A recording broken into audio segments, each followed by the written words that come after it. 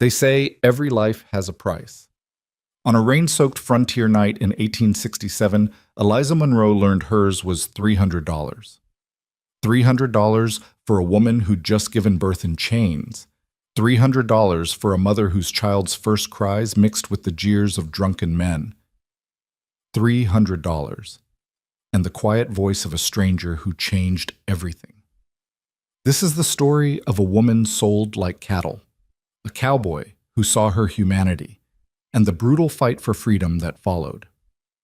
Stay with me until the end, hit that like button, and comment what city you're watching from so I can see how far this story travels. Because some stories deserve to be heard everywhere. The rain came down in sheets that night, turning the auction yard into a churning sea of mud and misery. Eliza Monroe could barely stand. Her legs trembled beneath her weight, and the iron shackles around her ankles bit into skin already raw and bleeding. The pain radiating from her abdomen was unlike anything she'd ever known. Worse than the lash, worse than hunger, worse than the years of degradation that had brought her to this moment. Because 2 hours ago, in the filthy holding pen behind the auction house, she had given birth. There had been no midwife, no clean water, no gentle hands to guide the child into the world. Just Eliza, alone in the darkness, biting down on a strip of leather to keep from screaming, her hands cuffed behind her back until the very last moment when the elderly woman in the adjacent pen had convinced the guard to show mercy. The baby had come in a rush of agony and blood, and Eliza had barely managed to catch her daughter before she hit the ground. Her daughter, so small, so perfect, so utterly doomed. Now, as rough hands shoved her toward the auction platform, Eliza clutched the infant to her chest with arms that could barely hold themselves up. The baby was wrapped in Eliza's torn underskirt, the only cloth available.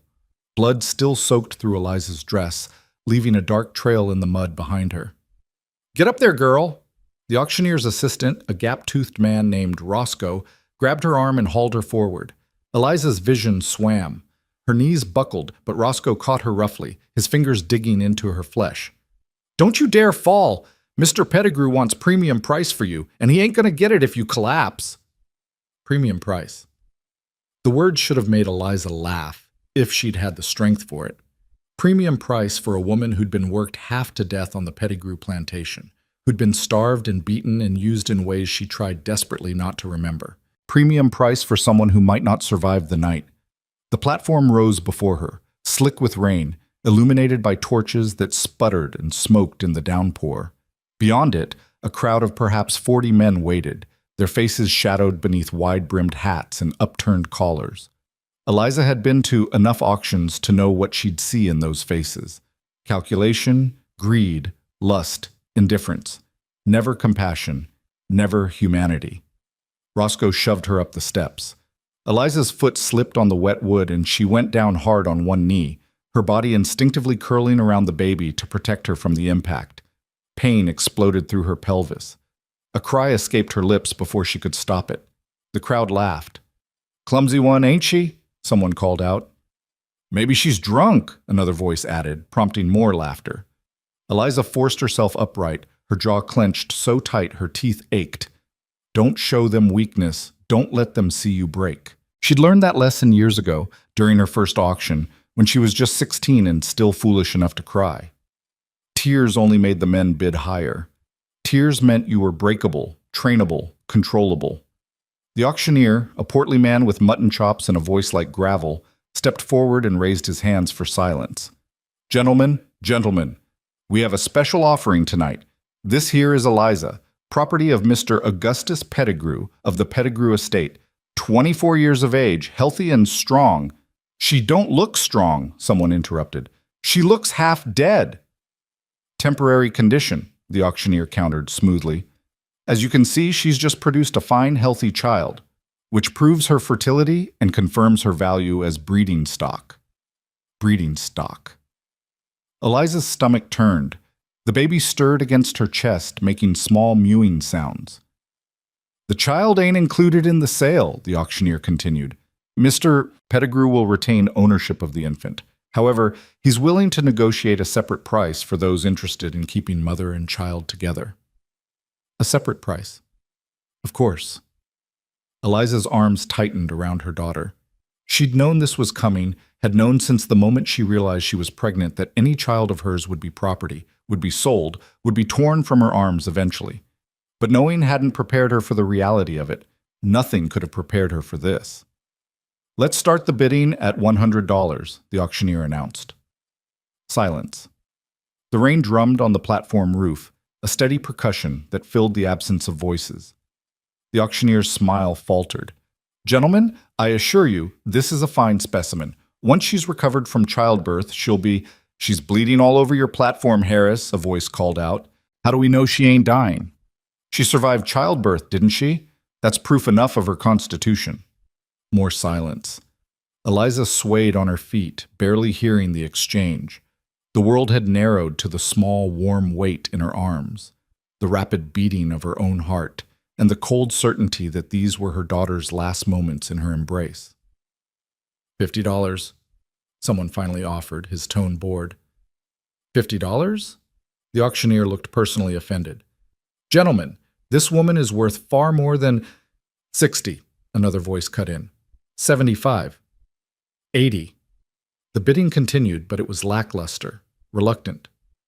Eliza recognized the pattern. They were waiting for her to collapse, to prove the skeptics right. And the truth was, she might. Her vision kept blurring at the edges. Her legs felt like they belonged to someone else. Only her grip on the baby remained strong, fueled by a desperation that transcended physical weakness. $100, the auctioneer said hopefully when the bidding stalled at 95. "Surely someone—" "I'll give you 200. The voice came from the back of the crowd, quiet but carrying clearly through the rain. Every head turned. Eliza blinked, trying to focus on the speaker, but all she could make out was a tall silhouette standing apart from the main group near the edge of the torchlight. 200? The auctioneer perked up immediately. "Well now, that's more like it. Do I hear 225? 250, the quiet voice said. A murmur ran through the crowd. This was unusual. Most buyers started low and worked their way up reluctantly. This man was driving the price up himself. "Excellent. Do I hear 300? The crowd fell silent. $300 was serious money, more than most field hands would earn in 2 years. For a woman in Eliza's condition, it was unheard of. $300. The auctioneer could barely contain his glee. Going once! Eliza stared at the shadowy figure. Who was he? Why was he doing this? Going twice! The rain intensified and lightning flickered in the distance, illuminating the stranger for just a moment. Eliza caught a glimpse of a weathered face beneath a wide hat, eyes that seemed to look directly at her, not through her, not at her body, but at her. "Sold!" The auctioneer's hammer came down with a crack. "To the gentleman in the back for $300. The crowd erupted in conversation, some men laughing, others shaking their heads at the fool who'd just overpaid so dramatically. Roscoe appeared at Eliza's side, grabbing her arm to lead her down from the platform. "Wait," Eliza gasped. "My baby?" "Mr. Pettigrew wants to see his property," Roscoe said, already reaching for the infant. "No!" Eliza twisted away, nearly losing her balance. "Please, just let me say goodbye. Hand over the child, girl, or I'll take it by force." Eliza looked down at her daughter's tiny face, at the eyes that hadn't yet learned to focus, at the mouth that moved in instinctive searching for milk. Eliza's body wasn't yet producing. This was it, the last moment. She pressed her lips to the baby's forehead, breathing in her scent, memorizing the weight of her, the warmth, the absolute perfection of her existence. "I love you," Eliza whispered. "I love you, and I'm so sorry." Roscoe's hands closed around the baby. Eliza's arms were empty. The cold air rushed in where warmth had been. Somewhere deep inside her chest, something broke with such finality that she thought she might actually die from it. "Move," Roscoe ordered, pushing her toward the steps. Eliza moved. She had no choice. She never had a choice. The crowd parted as she descended, still shackled, still bleeding, now utterly empty. She barely registered the faces around her, the comments, the leers. None of it mattered anymore. Nothing mattered. Then she saw him, the man who'd bought her. He stood waiting at the edge of the auction yard, tall and broad-shouldered, his face still shadowed by his hat. As she approached, escorted by Roscoe, He stepped forward into the torchlight. He was older than she'd expected, perhaps 40, with lines etched deep around his eyes and mouth. His face was weathered from sun and wind, his jaw strong beneath several days' worth of stubble. But it was his eyes that caught her, gray-blue, like a winter sky, and holding an expression she couldn't quite identify. Not lust, not cruelty. Something else. Something that made her deeply uneasy because she didn't recognize it. "Here she is," Roscoe announced. "One woman, as purchased. Mr. Pettigrew will need payment before you leave." The stranger looked at Eliza for a long moment, his gaze traveling from her face down to her shackled ankles and back up. Then he turned to Roscoe. "Why is she in chains?" Roscoe blinked. "Sir?" "The shackles. Why is she wearing them?" "Well, she's property, sir. We can't have her running off. I just paid $300 for her. She's my property now. Remove the shackles." Roscoe's mouth opened and closed. That is, Mr. Pettigrew requires that all sales remain bound until they're off the premises. I don't care what Pettigrew requires." The stranger's voice remained quiet, but there was steel beneath it now. "I paid for her. She's mine. Remove the shackles, or I'll do it myself and send Pettigrew a bill for my trouble." Roscoe looked between the stranger and Eliza, clearly calculating whether this was worth an argument. Finally, he sighed and pulled a key from his pocket. "If she runs, that's your problem." "I understand." Eliza stood perfectly still as Roscoe knelt and unlocked the shackles around her ankles. The iron fell away, clanging against the ground. She'd worn those chains for 6 days, ever since Pettigrew had decided to sell her. The sudden absence of their weight made her feel like she might float away. "Wrist cuffs, too," the stranger said. Roscoe complied, muttering under his breath. When the last restraint fell away, Eliza rubbed her wrists automatically, feeling the raw skin beneath her fingers. "Come with me," the stranger said to her. Not an order, exactly, but not a request either, simply a statement. Eliza followed because she had no alternative. Her legs barely supported her weight. Each step sent fresh waves of pain through her lower body, and she could feel blood trickling down her inner thighs. She needed to lie down. She needed water. She needed her baby. But her baby was gone. The stranger led her to a covered wagon parked at the far edge of the auction yard. It was well maintained, the canvas clean and taut over the wooden frame. A pair of horses stood hitched to it, their heads lowered against the rain. "Get in the back," the stranger said, moving to the rear of the wagon and unfastening the canvas flap. Eliza hesitated. This was the moment, she thought distantly, when whatever he'd really bought her for would become clear. Men didn't pay $300 without expecting a return on their investment. But when she didn't move, he simply gestured again. "Please, you need to get out of this rain before you catch your death."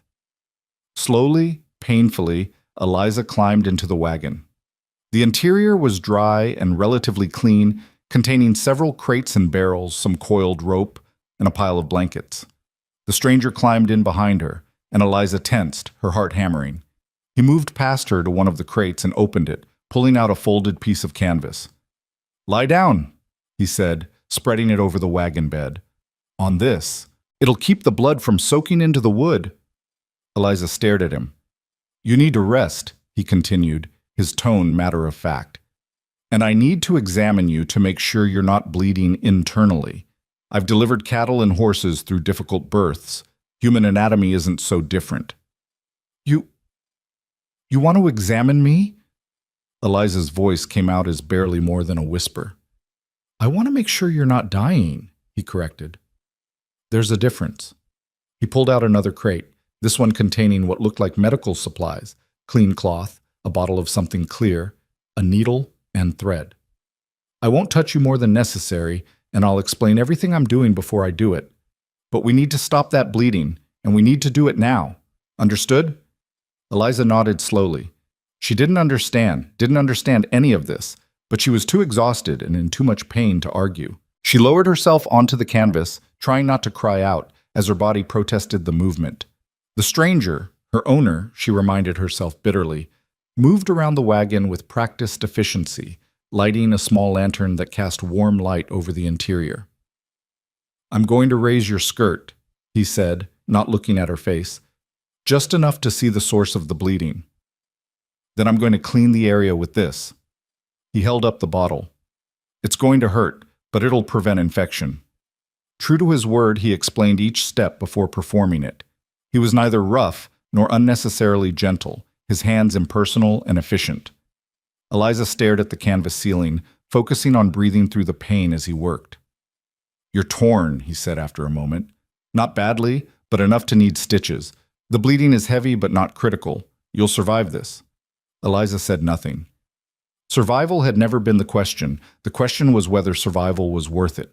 The stranger cleaned and stitched with the same efficiency he'd shown in everything else. Eliza bit down on her lip to keep from screaming, tasting blood. When he finished, he pulled her skirt back down and covered her with a blanket. There, he said. You should rest now. We have a long journey ahead of us. Where? Eliza managed to ask.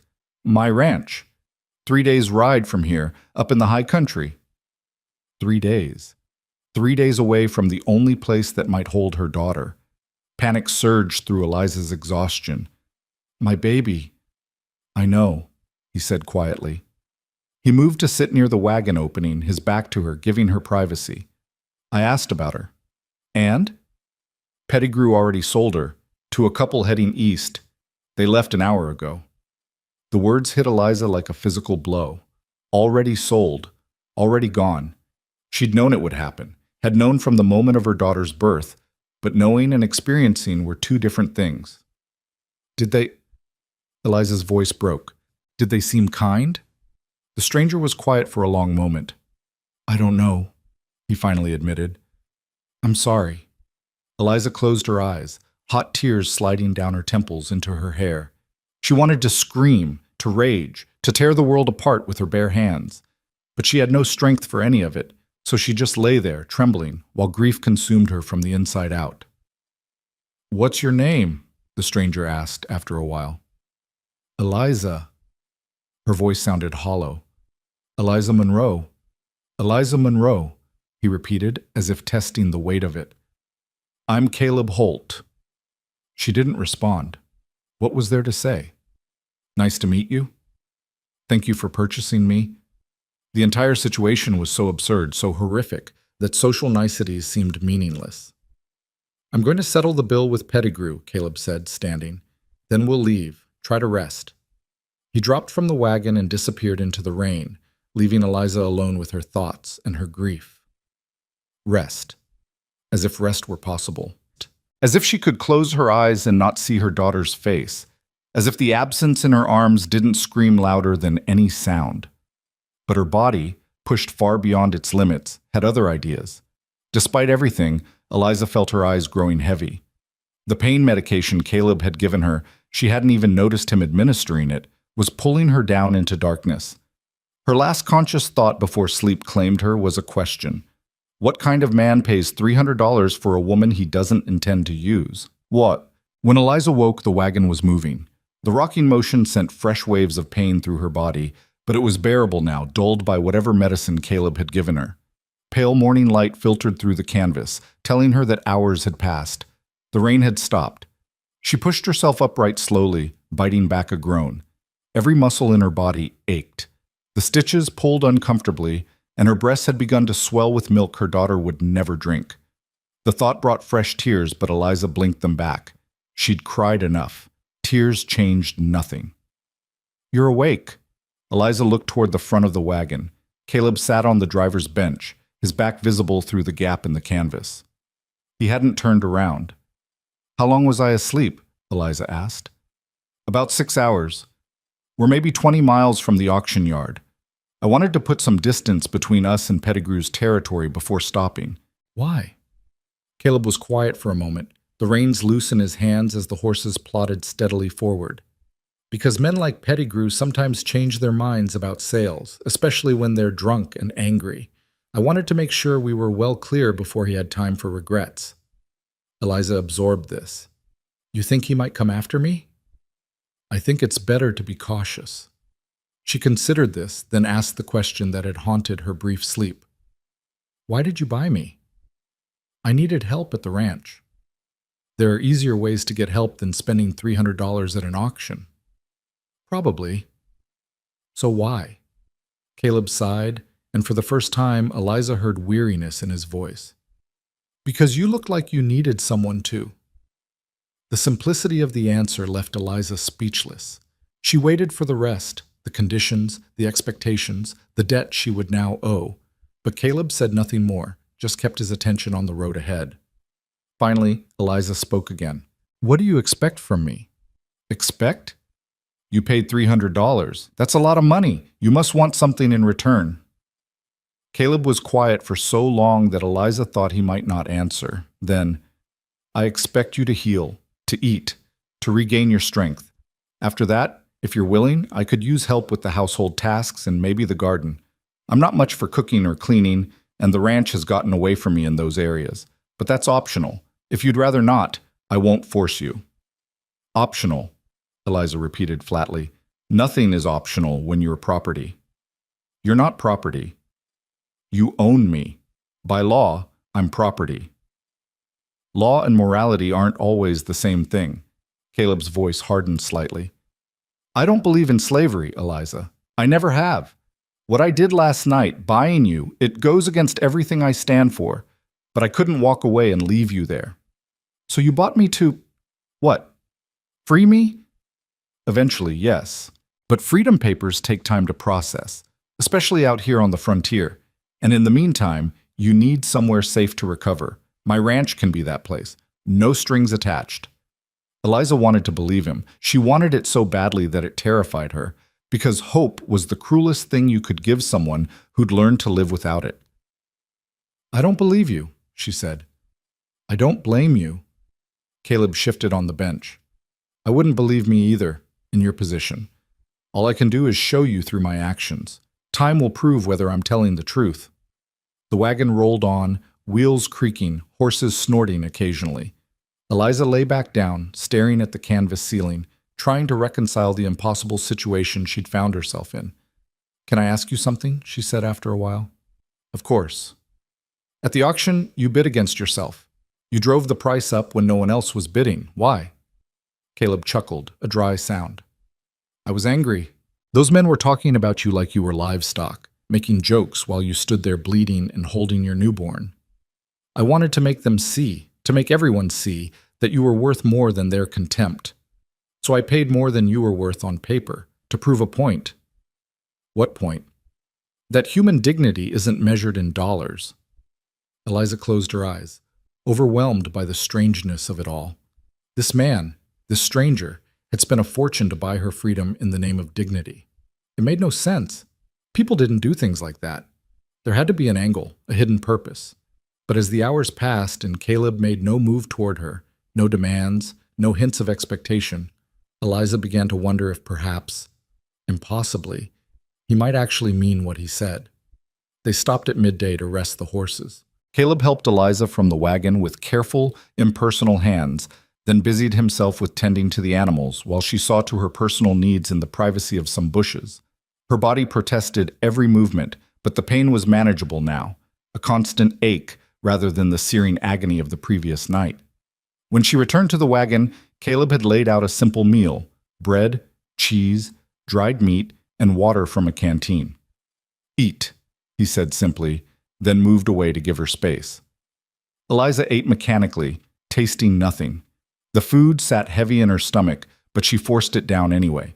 She needed to maintain her strength, needed to be ready for whatever came next. After the meal, they continued on. The landscape gradually changed from flat prairie to rolling hills, the vegetation becoming denser. Caleb pointed out landmarks occasionally, a distinctive rock formation, a creek that flooded every spring, the ruins of an abandoned homestead. Eliza listened but said little, conserving her energy. As evening approached, Caleb guided the wagon off the main road onto a smaller trail that wound through a stand of cottonwood trees. We'll camp here tonight, he said. There's a stream nearby where you can wash if you'd like. The thought of washing away the dried blood and filth was almost overwhelming in its appeal. Eliza nodded. Caleb set up a simple camp with practiced efficiency. A fire for warmth and cooking, the wagon positioned to block the wind, blankets and supplies arranged for comfort. He showed Eliza the path to the stream, handed her a bar of soap and a clean shirt from his pack, then retreated to the opposite side of camp to tend the horses. The water was shockingly cold, fed by mountain snowmelt even in late summer. Eliza stripped off her ruined dress and waded in, gasping at the temperature. But the cold was cleansing, shocking her system back to full alertness. She scrubbed her skin until it was raw, washing away blood and dirt and the phantom feeling of being handled like merchandise. The clean shirt Caleb had given her fell to her knees, soft cotton that smelled of wood smoke and sage. It was far too large, clearly his own, but it was clean and dry and far better than the shredded dress she'd left on the bank. When she returned to camp, Caleb had prepared a simple stew. They ate in silence, the fire crackling between them. After the meal, he spread blankets near the fire. "You take these," he said. "I'll sleep in the wagon bed." "I should sleep in the wagon. You paid—" "Eliza." He met her eyes directly for the first time since purchasing her. "I don't care what I paid. You're injured and recovering from childbirth.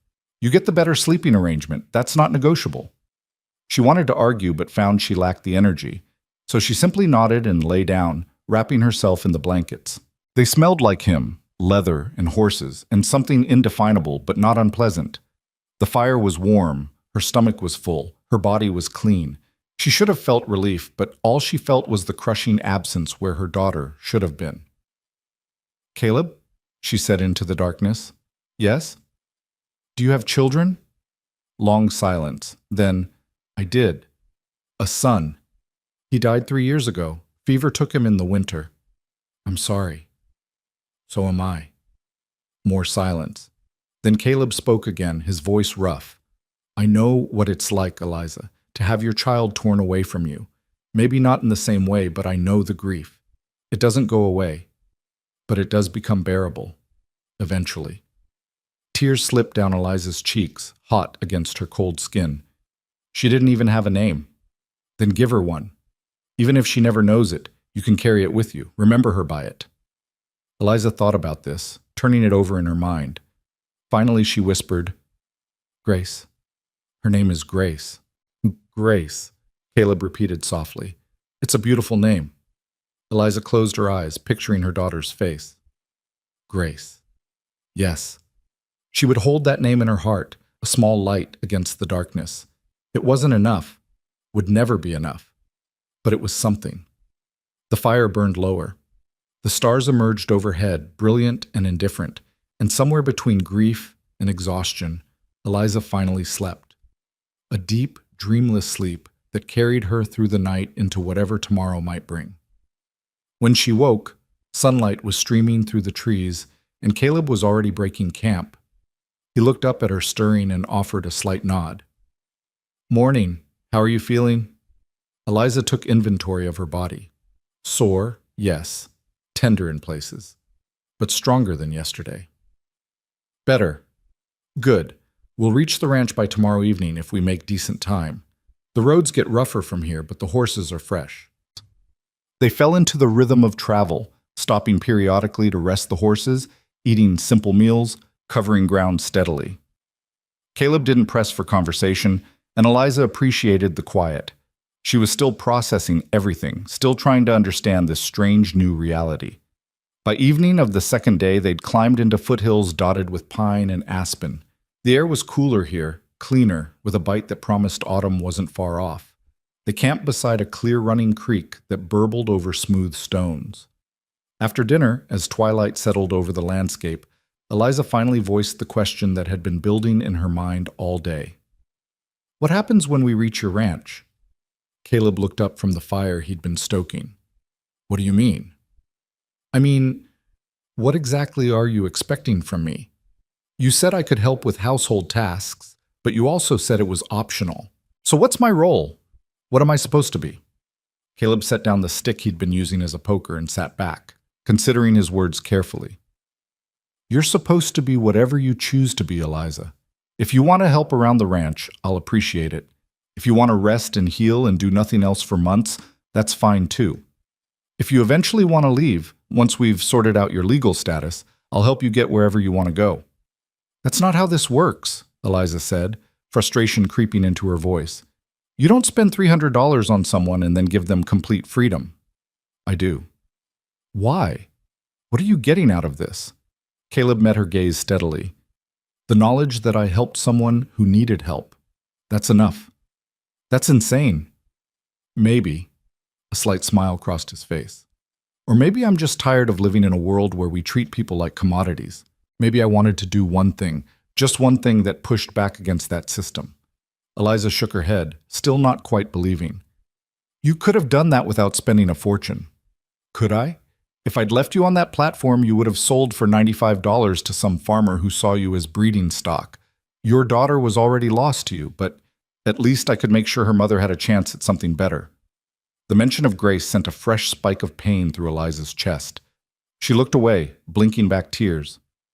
I'm sorry, Caleb said quietly. I shouldn't have brought her up. No, it's... Eliza took a shaky breath.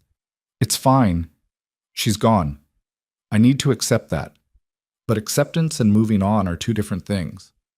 They are. And no one expects you to move on quickly. Grief takes as long as it takes.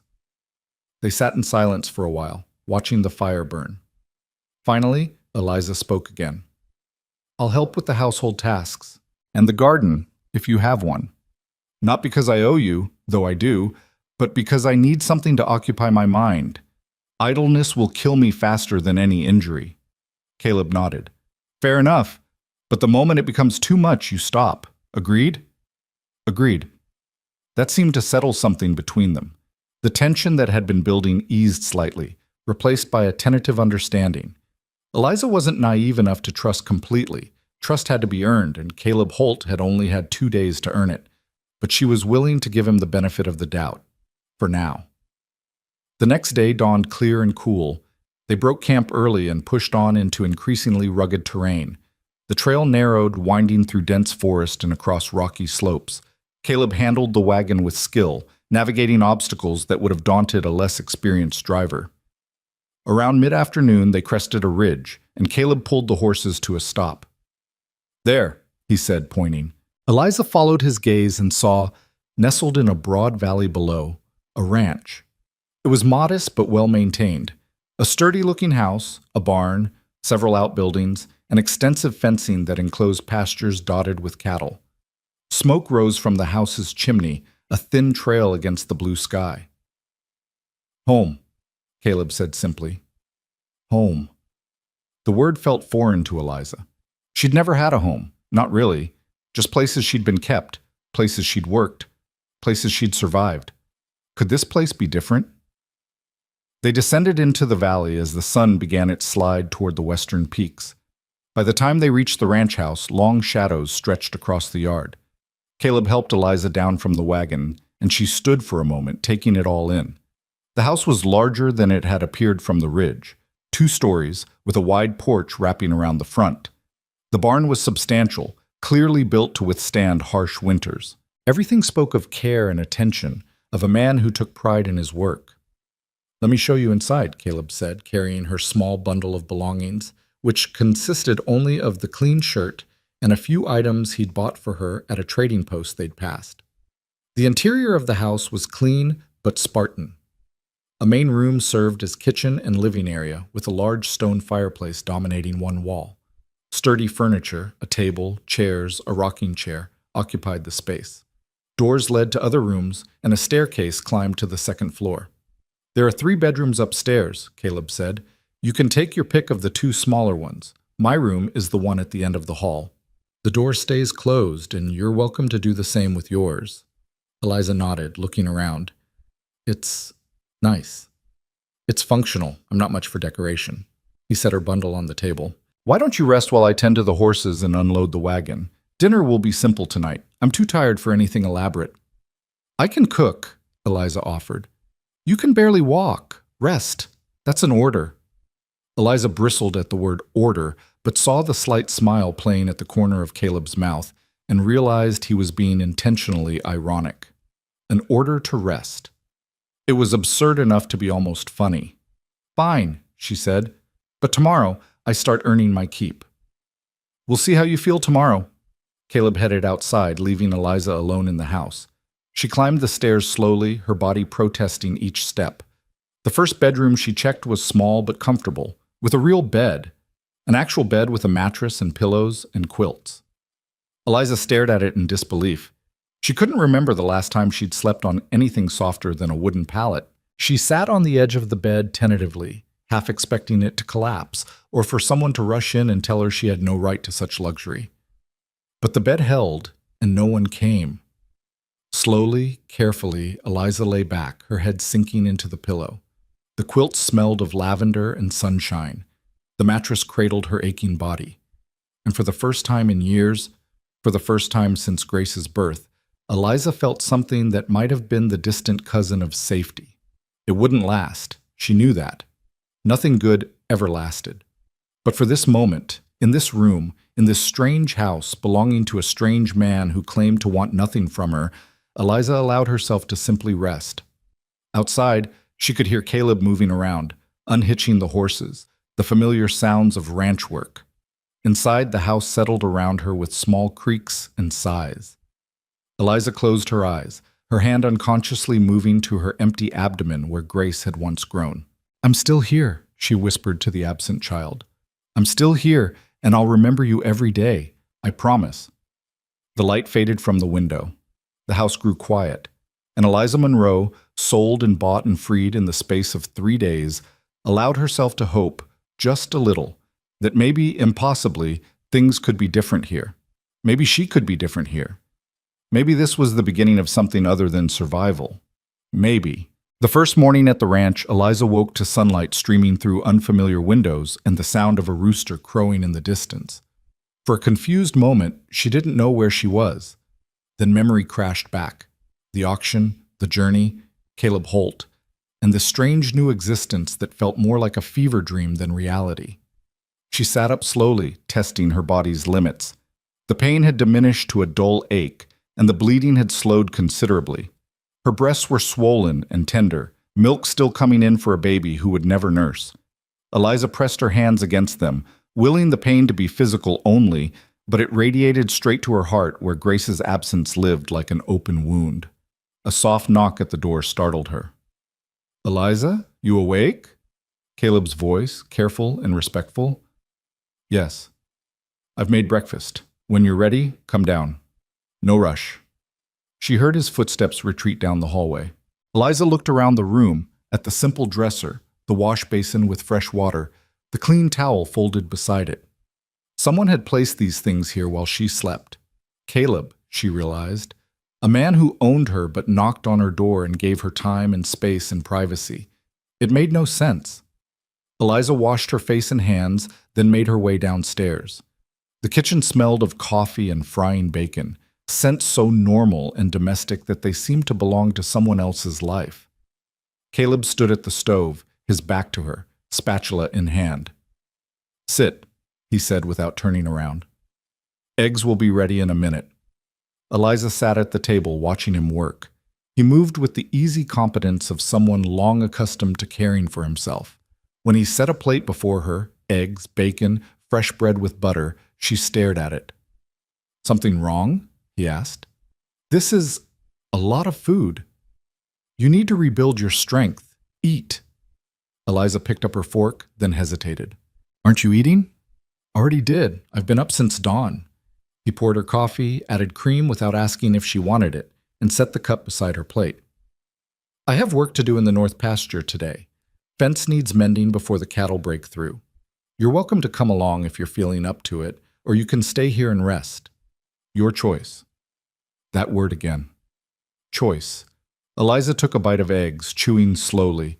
They were perfectly cooked, seasoned just right. When was the last time someone had cooked for her? When was the last time she'd eaten food that wasn't scraps or gruel? "I'd like to come," she heard herself say. "If I can help." Caleb studied her for a moment. "You're still recovering. I'm stronger than I look." "I don't doubt that, but there's no shame in resting when you need to." "I need to work," Eliza said firmly. "Sitting idle will drive me mad." Something flickered in Caleb's eyes. Understanding, perhaps, or recognition. He nodded. "All right, but the moment you need to stop, you tell me. Agreed?" Agreed? After breakfast, Caleb showed her around the ranch properly. The barn housed 6 horses, including the 2 that had pulled the wagon.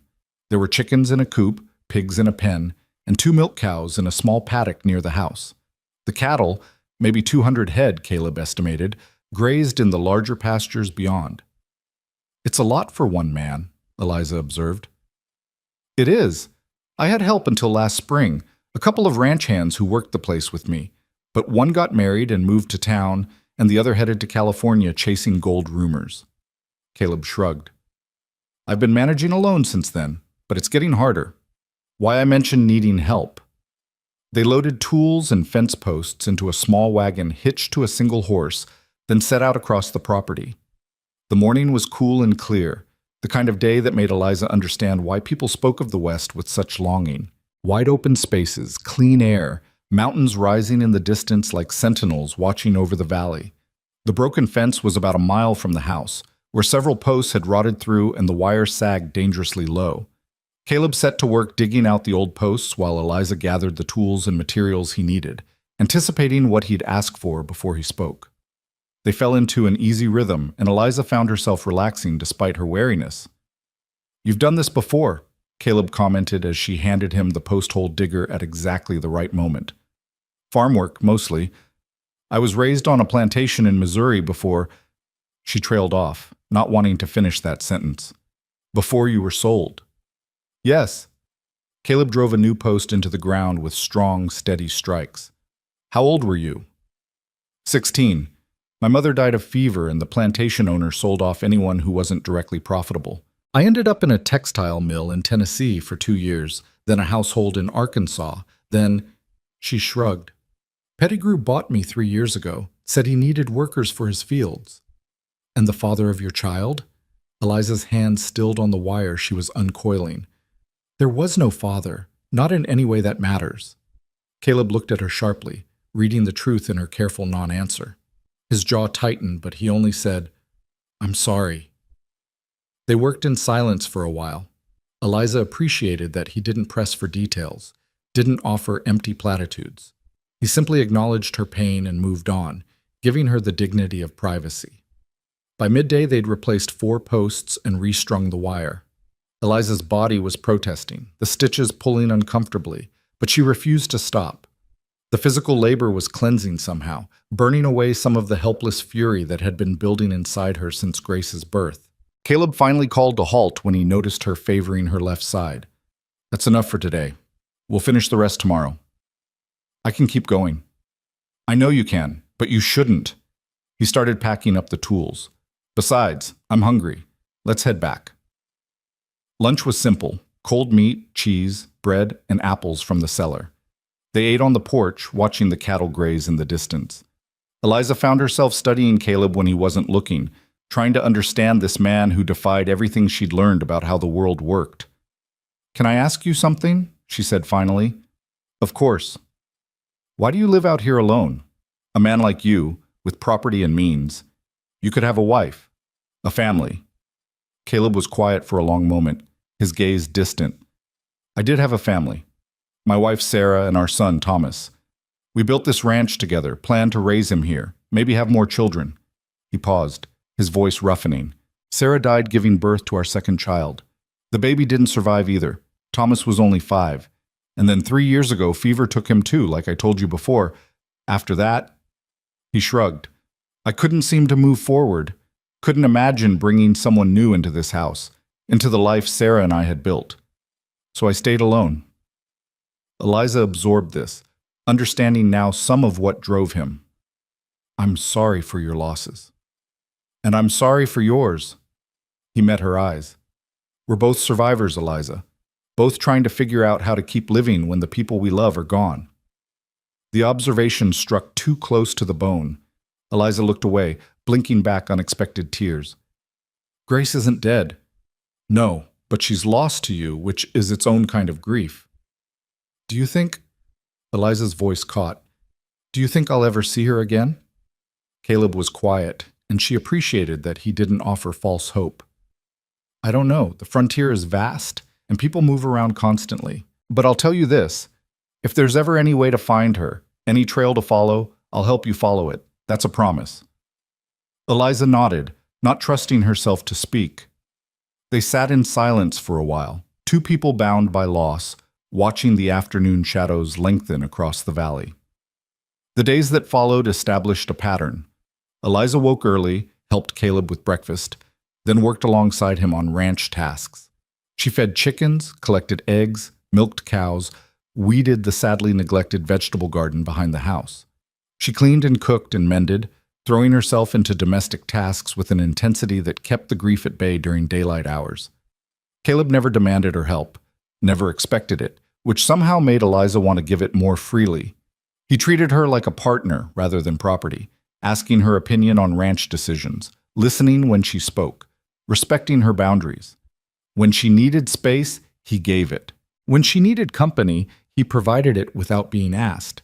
It was disturbing how quickly Eliza began to rely on this routine, this strange domestic normalcy. She kept waiting for the other shoe to drop, for Caleb to reveal his true intentions, but days turned into weeks and nothing changed. He remained respectful, kind, and utterly committed to treating her as a free person despite the legal reality. One evening, about 3 weeks after her arrival, Eliza was washing dishes when Caleb came in from the barn carrying a wooden box. "I have something for you," he said, setting the box on the table. Eliza dried her hands, eyeing it warily. "What is it?" "Open it and see." She lifted the lid carefully. Inside were fabric, thread, needles, and several spools of ribbon in different colors. Sewing supplies, enough to make several garments. "You've been wearing my shirt this whole time," Caleb said. "Figured you might want something that actually fits. There's a general store catalog in there too, if you want to order ready-made clothes, but I thought you might prefer to make your own." Eliza stared at the supplies, emotion welling up in her throat. It was such a simple thing, such a basic kindness, but it unmade her completely. She pressed her hand to her mouth, trying to hold back tears. "Eliza, what's wrong?" "Nothing," she managed. No one's ever—" She couldn't finish the sentence. Caleb's expression softened. "They're just sewing supplies, Eliza." "No?" She shook her head. "They're not. They're proof that you see me as a person who deserves to choose her own clothes and make her own decisions, and—" The tears spilled over. "I don't know how to accept this. Any of this. Every kindness you show me feels like a debt I can never repay." "There is no debt." Caleb pulled out a chair and sat down, gesturing for her to do the same. When she complied, he leaned forward, his expression serious. "Listen to me carefully, Eliza. You don't owe me anything. Not gratitude, not labor, not loyalty, nothing. What I did, buying you, bringing you here, I did for my own conscience, not to put you in my debt. If you choose to stay and help with the ranch, I'm grateful. If you choose to leave once the freedom papers come through, I'll help you go. Either way, you're free. Do you understand?" "I want to understand," Eliza said quietly.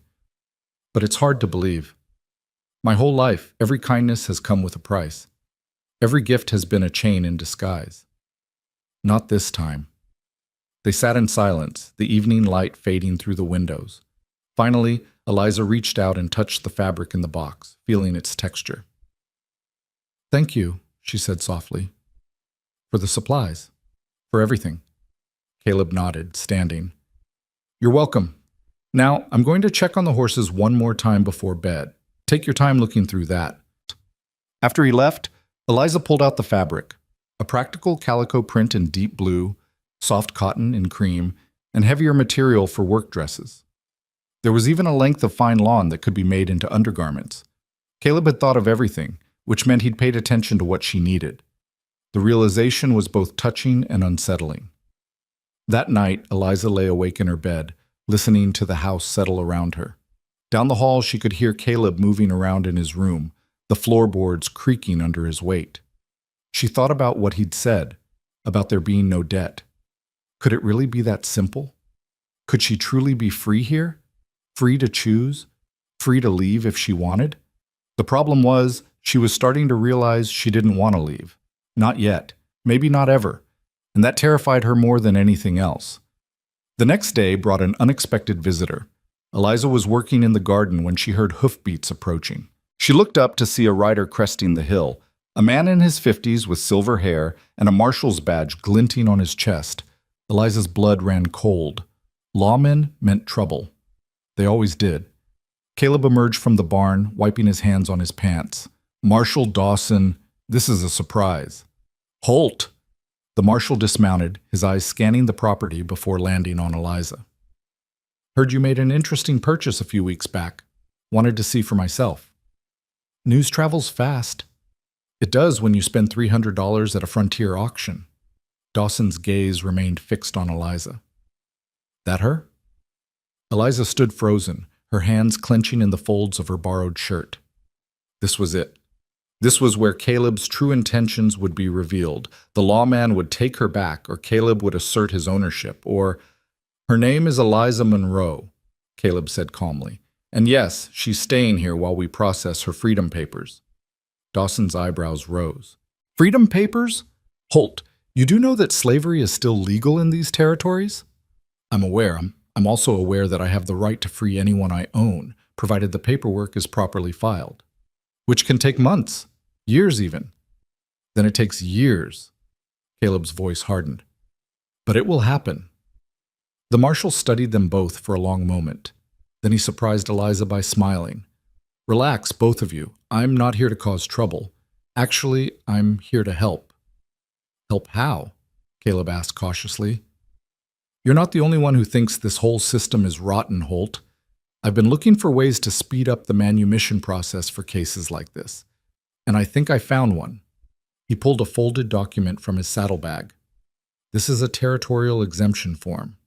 If you file it with the court, along with a notarized statement of intent to free, it can bypass some of the usual waiting periods. Caleb took the document, scanning it quickly. This is legitimate? As legitimate as anything in this territory. Won't make her free overnight, but it'll cut the process down to a few months instead of years. Dawson looked at Eliza. You understand what this means, Miss Monroe. Once this is filed, you'll be in a kind of legal limbo. Not quite free, not quite enslaved. Some people might try to take advantage of that. Eliza found her voice. People have been taking advantage of me my whole life, Marshal. At least this way there's an end in sight. Dawson nodded approvingly. Smart woman. Holt, you'll need to get this notarized in town. I'd recommend doing it soon before anyone gets ideas about challenging your ownership. Like who? Caleb's tone sharpened. Like Augustus Pettigrew. Dawson's expression darkened. Word is he's been drinking heavily since your purchase. Saying you made him look like a fool, drove up the price just to humiliate him. Man like that, with that much pride, he might try to cause problems. Eliza's stomach dropped. She'd thought she was safe here, far from Pettigrew's reach. But if he came looking for her, if he tried to reclaim her. Let him try, Caleb said coldly. I have a bill of sale, properly witnessed and recorded. He has no legal claim. Legal claim and actual claim are two different things on the frontier, Holt. You know that as well as I do. Dawson mounted his horse. Just be careful, both of you, and get those papers filed soon. After the marshal left, Eliza and Caleb stood in the yard, the weight of the warning settling over them. He won't come here, Caleb said, but he sounded like he was trying to convince himself. Pettigrew is a coward. He only strikes when he has overwhelming force on his side. You don't know him like I do, Eliza said quietly. When he drinks, he gets mean. And when he gets mean, he doesn't care about consequences. Caleb looked at her, seeing the fear she was trying to hide. Then we'll be ready. I'll ride to town tomorrow and file the papers. And I'll make sure we have guns loaded and accessible, just in case. You'd fight for me? The question slipped out before Eliza could stop it. Yes, Caleb said simply. I would. That night, Eliza couldn't sleep. She kept imagining Pettigrew's face, his hands, the way he'd looked at her with such contempt when he'd ordered her sold. He was a man who didn't like losing, and Caleb had made him lose publicly. That kind of humiliation demanded retribution. Around midnight, she gave up on sleep and went downstairs. To her surprise, Caleb was there, sitting at the table with a rifle across his lap, cleaning it methodically. Couldn't sleep either, he asked without looking up. No. Eliza sat across from him, watching his hands work. Are you really going to fight if he comes? Yes. Why? I'm not worth dying for. Caleb looked up sharply. Don't say that. It's true. You barely know me. I'm just... You're a human being who deserves dignity and freedom, Caleb interrupted. That's worth fighting for, worth dying for if it comes to that. But it shouldn't have to come to that. I could just leave, disappear. Then you'd be safe, and Pettigrew would have no reason to come after you. And where would you go? You have no money, no papers, no way to survive on your own out here. Caleb set down the cleaning cloth. Besides, I made you a promise. I told you this was a safe place, that you were free here. I don't break my promises. Eliza felt tears prickling her eyes again. This man, this impossible man, was willing to risk everything for her. It made no sense. It defied every lesson she'd learned about human nature. I don't understand you, she whispered. I don't need you to understand me. I just need you to trust me. He met her eyes. Can you do that? Eliza thought about the past 3 weeks, about the locked doors he'd never tested, the boundaries he'd never crossed, the promises he'd kept, about the way he treated her like a person, not property, about the sewing supplies and the freedom papers and the simple radical act of asking for her trust instead of demanding her submission. Yes, she said finally, I can trust you. Something eased in Caleb's expression. Good. Now go back to bed and try to rest. Tomorrow's going to be a long day. Eliza climbed the stairs slowly, Caleb's words echoing in her mind. Trust. Such a fragile, dangerous thing. But for the first time in her life, she thought maybe, just maybe, it was safe to try. The trip to town the next day was tense. Caleb insisted Eliza come with him, saying it was safer than leaving her alone at the ranch. They took the wagon, with a rifle within easy reach and Caleb's pistol holstered at his hip. The town of Clearwater was small, just a main street lined with weathered buildings and false-fronted shops. People stopped to stare as they passed, eyes lingering on Eliza. She kept her gaze forward, refusing to show fear.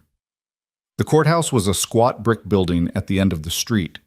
Inside, a clerk with spectacles and ink-stained fingers looked up from his ledger. Help you?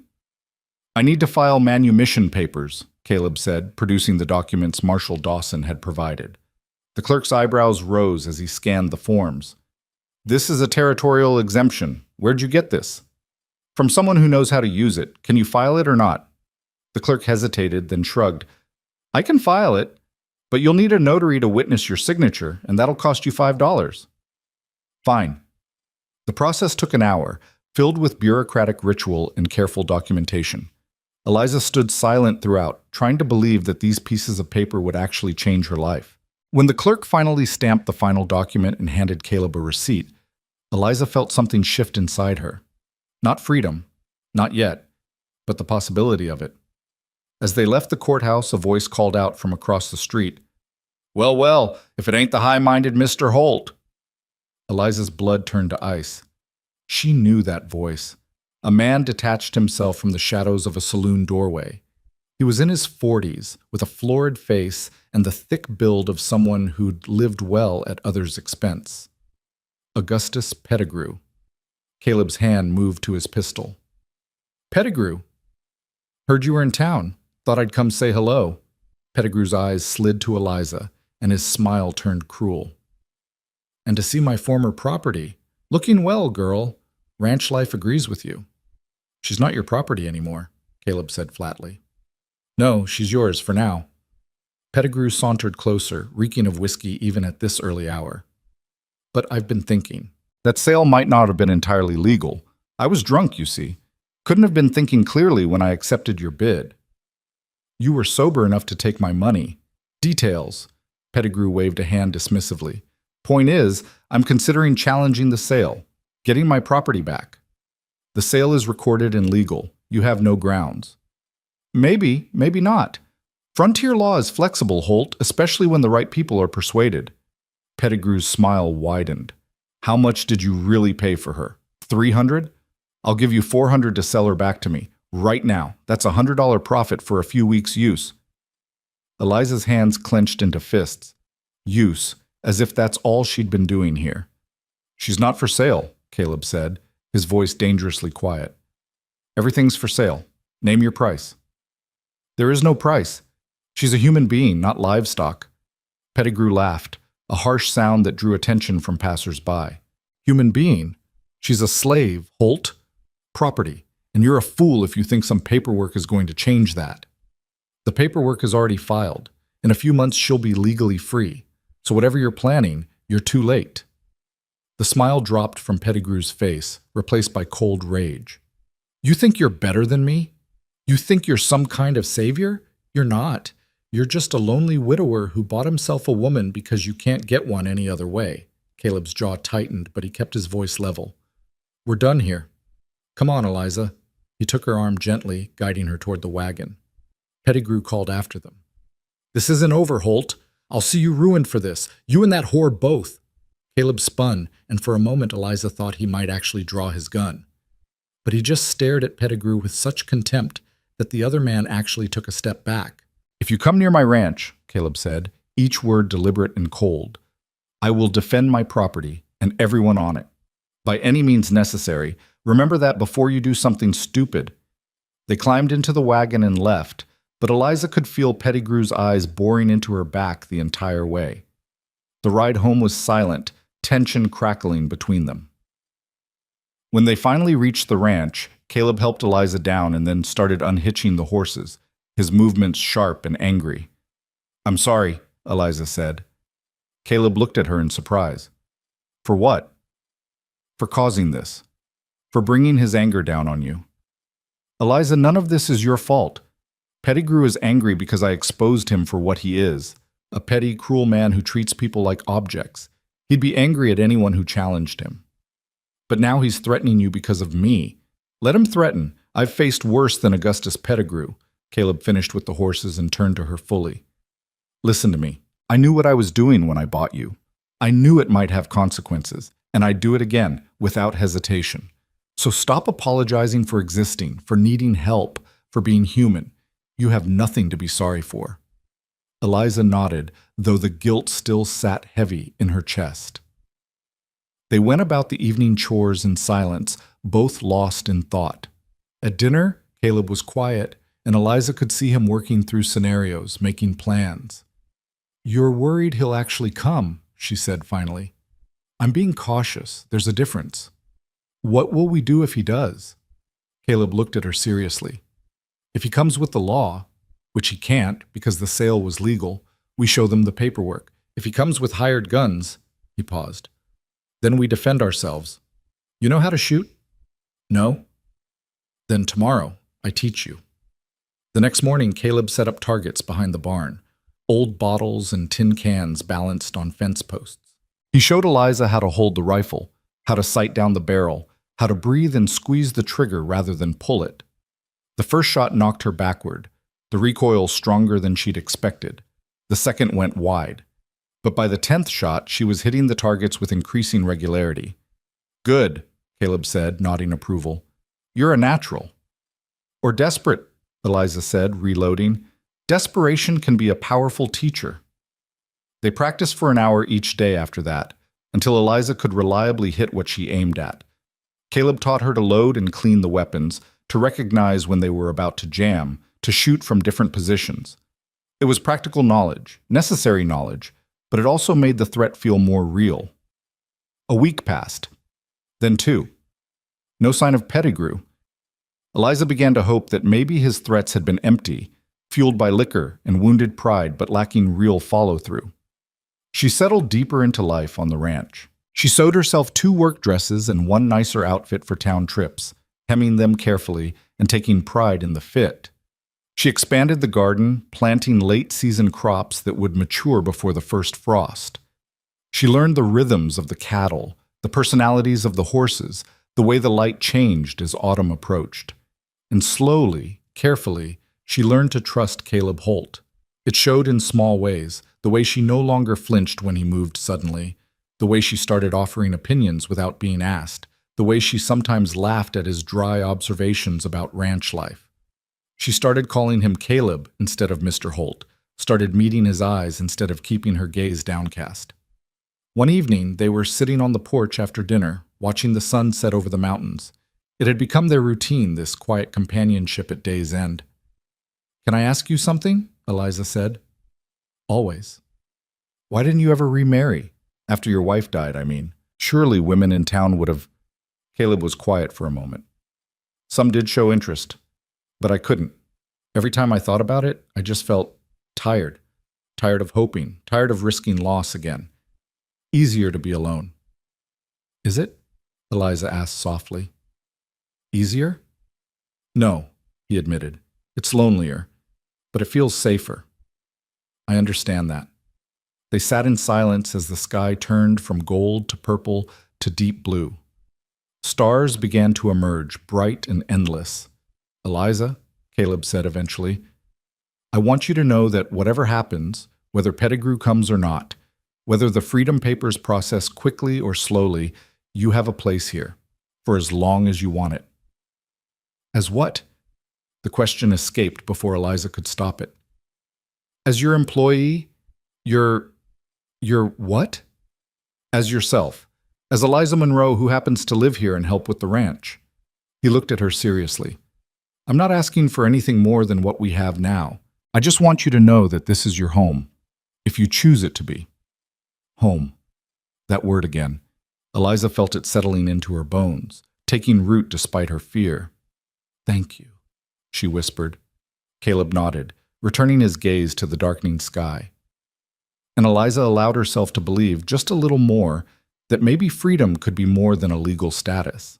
Maybe it could be this: a porch, a sunset, a man who asked for nothing but gave everything, and the slow, terrifying, wonderful possibility of choosing her own life. The peace lasted exactly 3 more days. Then, on a clear autumn morning, 4 riders appeared on the ridge overlooking the ranch. Eliza saw them first. She was hanging laundry when something made her look up, some instinct honed by years of watching for danger. The rider sat motionless, silhouetted against the bright sky, clearly watching the ranch. Her blood ran cold. Caleb! She dropped the sheet she'd been hanging and ran toward the barn where he was working. Caleb, there are men on the ridge! He emerged immediately, his face hardening when he saw the riders. Get in the house. Now! But now, Eliza. Load the rifles and stay away from the windows. Eliza ran. Her hand shook as she loaded the weapons, the lessons Caleb had taught her coming back through sheer muscle memory. She positioned herself where she could see the yard but remain concealed, watching through a gap in the curtains. The riders descended slowly, deliberately, taking their time. As they drew closer, Eliza's worst fears were confirmed.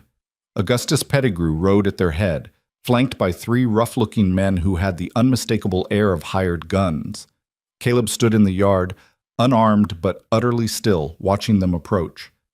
When they were about 20 feet away, he raised his hand. That's close enough, Pettigrew. The riders stopped. Pettigrew smiled, but it didn't reach his eyes. Holt, we need to talk. We have nothing to discuss. I disagree. See, I've been thinking about our last conversation, about my property, and I've decided I want her back.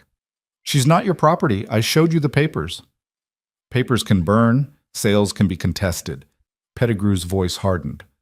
One way or another, I'm leaving here with what's mine. Inside the house, Eliza's grip tightened on the rifle. This was it. The moment she'd been dreading, the moment when the illusion of safety shattered and revealed the truth underneath, that she would never truly be free, that men like Pettigrew always won in the end. But then Caleb spoke, his voice carrying clearly across the yard. You can try, but you'll have to go through me first. And I promise you, Pettigrew, that won't end well for anyone. The confrontation had begun, and Eliza knew with absolute certainty that before it ended, blood would be spilled. The only question was whose. Pettigrew's smile widened into something cruel and predatory. Big words from a man who's outnumbered 4-1. You really want to die over a slave, Holt? She's not a slave. Not anymore.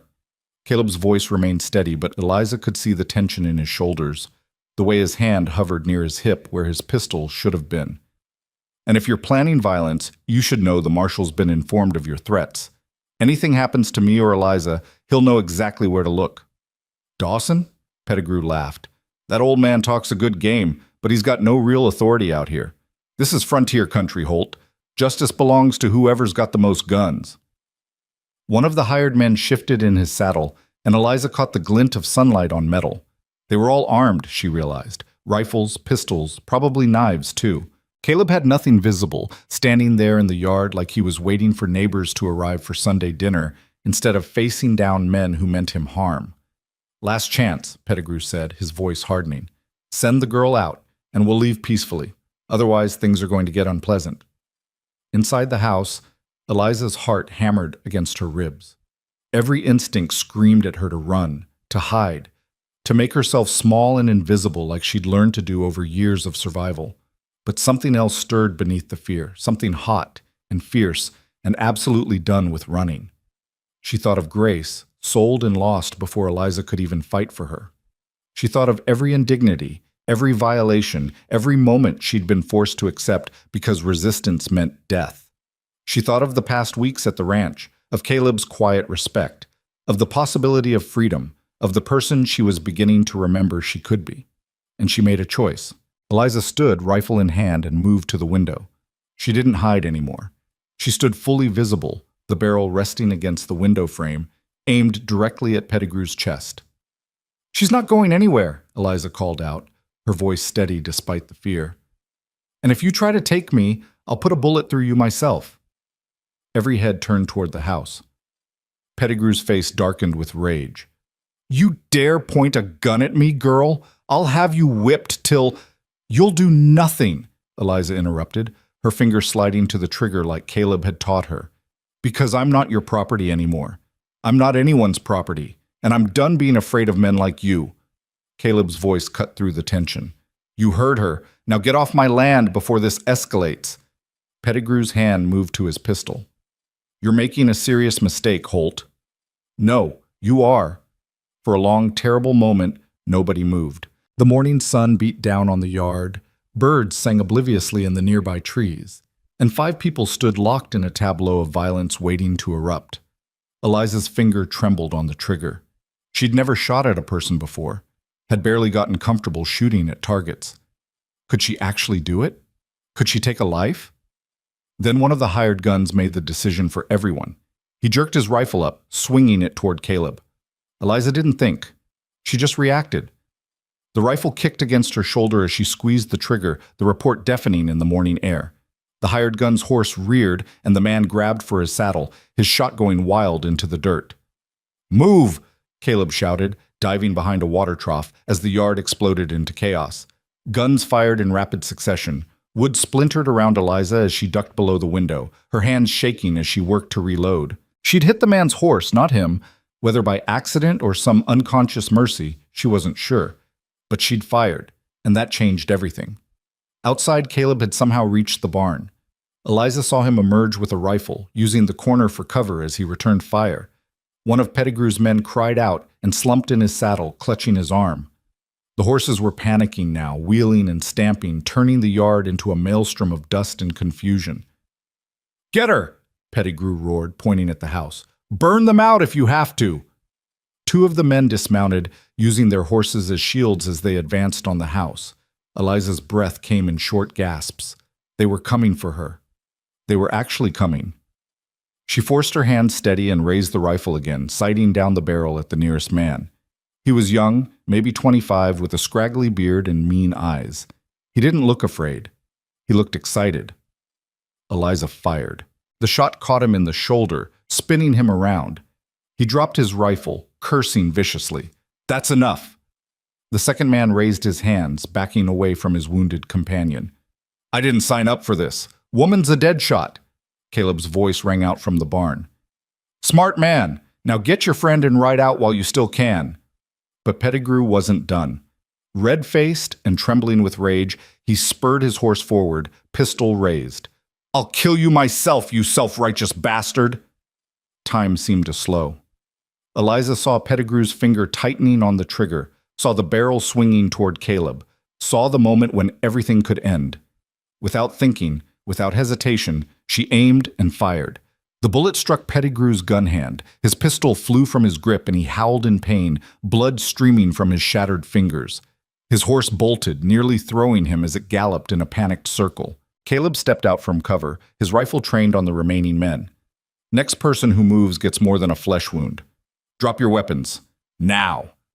The uninjured gunman complied immediately, his hands shaking as he tossed his pistol and rifle to the ground. The one Eliza had shot in the shoulder did the same, his face pale from shock and pain. Pettigrew clung to his saddle one-handed, his ruined hand cradled against his chest, his face twisted in agony and fury. "You'll pay for this," he gasped. "Both of you. I'll see you hang." "For defending my own property from armed intruders?" Caleb's voice was ice cold. "I don't think so. Now get off my land, all of you. And if I ever see you near this ranch again, Pettigrew, I won't aim for your hand." The hired men needed no further encouragement. They scrambled onto their horses and rode out, the wounded man swaying dangerously in his saddle. Pettigrew followed more slowly, his face gray with pain and shock, but his eyes burned with a hatred that promised this wasn't over. As the sound of hoofbeats faded, silence settled over the ranch like a physical weight. Smoke drifted from the barrel of Eliza's rifle. Her hands were shaking so badly now that she had to set the weapon down before she dropped it. "Eliza?" Caleb's voice closer now. He was at the door. "Can I come in?" She nodded, then realized he couldn't see her. "Yes." He entered slowly, his rifle still in hand, his eyes scanning the room for threats before settling on her. "Are you hurt?" "No. You?" "I'm fine." He set his rifle down and moved toward her carefully, like she was a spooked horse. "That was... Eliza, what you did out there." "I shot him." The words came out flat, disconnected. "I shot Pettigrew. I shot his man. The reality crashed over her like a wave. She'd fired at human beings. She'd drawn blood. She'd done exactly what Pettigrew had always wanted to turn her into. Violent, dangerous, a threat to be controlled. Her legs gave out, and she sank to the floor, the rifle clattering beside her. Caleb was there immediately, kneeling in front of her but not touching, giving her space. "Hey, look at me. Eliza, look at me." She forced her eyes to his face. "You defended yourself," he said firmly. "You defended both of us. That's not wrong. That's not something to be ashamed of." "I could have killed him." "But you didn't. You aimed for his hand, not his heart. Even in the middle of chaos, you chose mercy." Caleb's voice softened. "That takes more courage than killing, Eliza. More strength. You did the right thing." "I don't feel strong. I feel..." She couldn't finish the sentence, couldn't articulate the storm of emotions tearing through her, fear, rage, triumph, guilt, all tangled together into something overwhelming. "Come on." Caleb stood and offered his hand. "Let's get you sitting properly. You're shaking." Eliza let him help her to a chair. Her whole body was trembling now, adrenaline draining away and leaving weakness in its wake. Caleb brought her water and she drank mechanically, tasting nothing. "Will he come back?" she asked finally. Caleb was quiet for a moment. "Eventually, maybe, but not today, and probably not with guns. We hurt his pride badly, Eliza. Made him look weak in front of his hired men. He'll want revenge, but he'll be more careful about how he seeks it." "What do we do?" "We stay alert. We keep the weapons loaded. And first thing tomorrow, I ride to town and report what happened to Marshal Dawson. Get it on record that Pettigrew attacked us, that we defended ourselves legally." He met her eyes. "But Eliza, you need to understand something. After this, there's no going back. You stood up to him. You fought. Men like Pettigrew, they don't forget that." "I know." Eliza's hands clenched into fists. "But I'm done running, done hiding. If he comes for me again, I'll fight again. I'll keep fighting until either he's gone or I am." Something flickered in Caleb's expression. Approval, maybe, or recognition. "Then we fight together. Because you're not alone in this anymore." The words settled over Eliza like a blanket, warm and solid. Not alone. For the first time in her entire life, she wasn't facing danger alone. Someone was standing with her, beside her, not because he owned her or wanted something from her, but because he'd chosen to. Because he believed she deserved protection and dignity and freedom. They spent the rest of the day securing the ranch. Caleb checked every door and window, making sure they could be properly barred. He moved weapons to strategic locations throughout the house. He even rigged a simple alarm system using tin cans and wire that would alert them if anyone approached at night. Eliza helped where she could, but mostly she tried to process what had happened. She'd crossed a line today, one she could never uncross. She'd met violence with violence, had refused to be a victim, had claimed her right to defend herself. The old Eliza, the one who'd survived by making herself small and compliant, was gone. In her place stood someone harder, fiercer, less willing to bend. She wasn't sure if that was a good thing or not. But it was done. As evening approached, Caleb cooked dinner while Eliza kept watch from the window. Neither of them had much appetite, but they forced themselves to eat. Strength would be important in the days ahead. "Tell me about your son," Eliza said suddenly, breaking the silence. Caleb looked up, surprised. "Thomas?" "Yes. You said fever took him, but you never talk about what he was like." Caleb was quiet for a long moment, his fork frozen halfway to his mouth. Then he set it down and leaned back. "He was 6 when he died. Smart as a whip, always asking questions about everything. Why is the sky blue? Where do stars come from? How do horses know where to walk?" A faint smile crossed his face. Drove Sarah crazy sometimes, all those questions. But I loved it. Loved that he was curious about the world. "He sounds wonderful." He was. He loved this ranch, loved helping with the animals. Every morning he'd follow me to the barn, trying to carry buckets that were bigger than he was. Caleb's voice roughened. The day the fever started, he complained his head hurt. We thought it was nothing. By nightfall, he was burning up. 3 days later, he was gone. Eliza reached across the table and took his hand without thinking. Caleb looked down at their joined hands, then back at her face. "I'm sorry," she said softly. "No parent should have to bury their child." "No, they shouldn't." He squeezed her hand gently. "But we do. We survive it somehow. Just like you'll survive losing Grace. Not forget, never forget, but survive." "How?" The question burst from Eliza. "How do you survive losing someone you love? How do you wake up every day knowing they're gone and keep going anyway?" Caleb considered this carefully. "You find reasons, small ones at first. The cattle need feeding, the fence needs mending, someone else needs help. You string together enough small reasons and eventually they add up to something bigger. A purpose. A life worth living, even in grief." "Is that what I am?" Eliza asked quietly. "One of your small reasons?" "No." Caleb met her eyes directly. "You're one of the bigger ones." The weight of that statement hung between them. Eliza wanted to pull her hand back, to retreat into safety, but she found she couldn't, didn't want to. Something had shifted between them today, forged in gunfire and shared danger. Trust had deepened into something else. Something Eliza wasn't quite ready to name, but could feel taking root nonetheless. "I should check the perimeter once more before dark," Caleb said finally, releasing her hand and standing. "You should rest. It's been a long day. I'm not tired." "Then pretend. Your body needs to recover from the shock, even if your mind won't let you sleep." Eliza nodded and headed upstairs. But she didn't lie down. Instead, she sat by the window of her room, watching the sun set over the valley, her rifle across her lap. Below, she could see Caleb making his rounds, checking locks and sight lines with methodical thoroughness. The man was preparing for war, she realized. And so was she.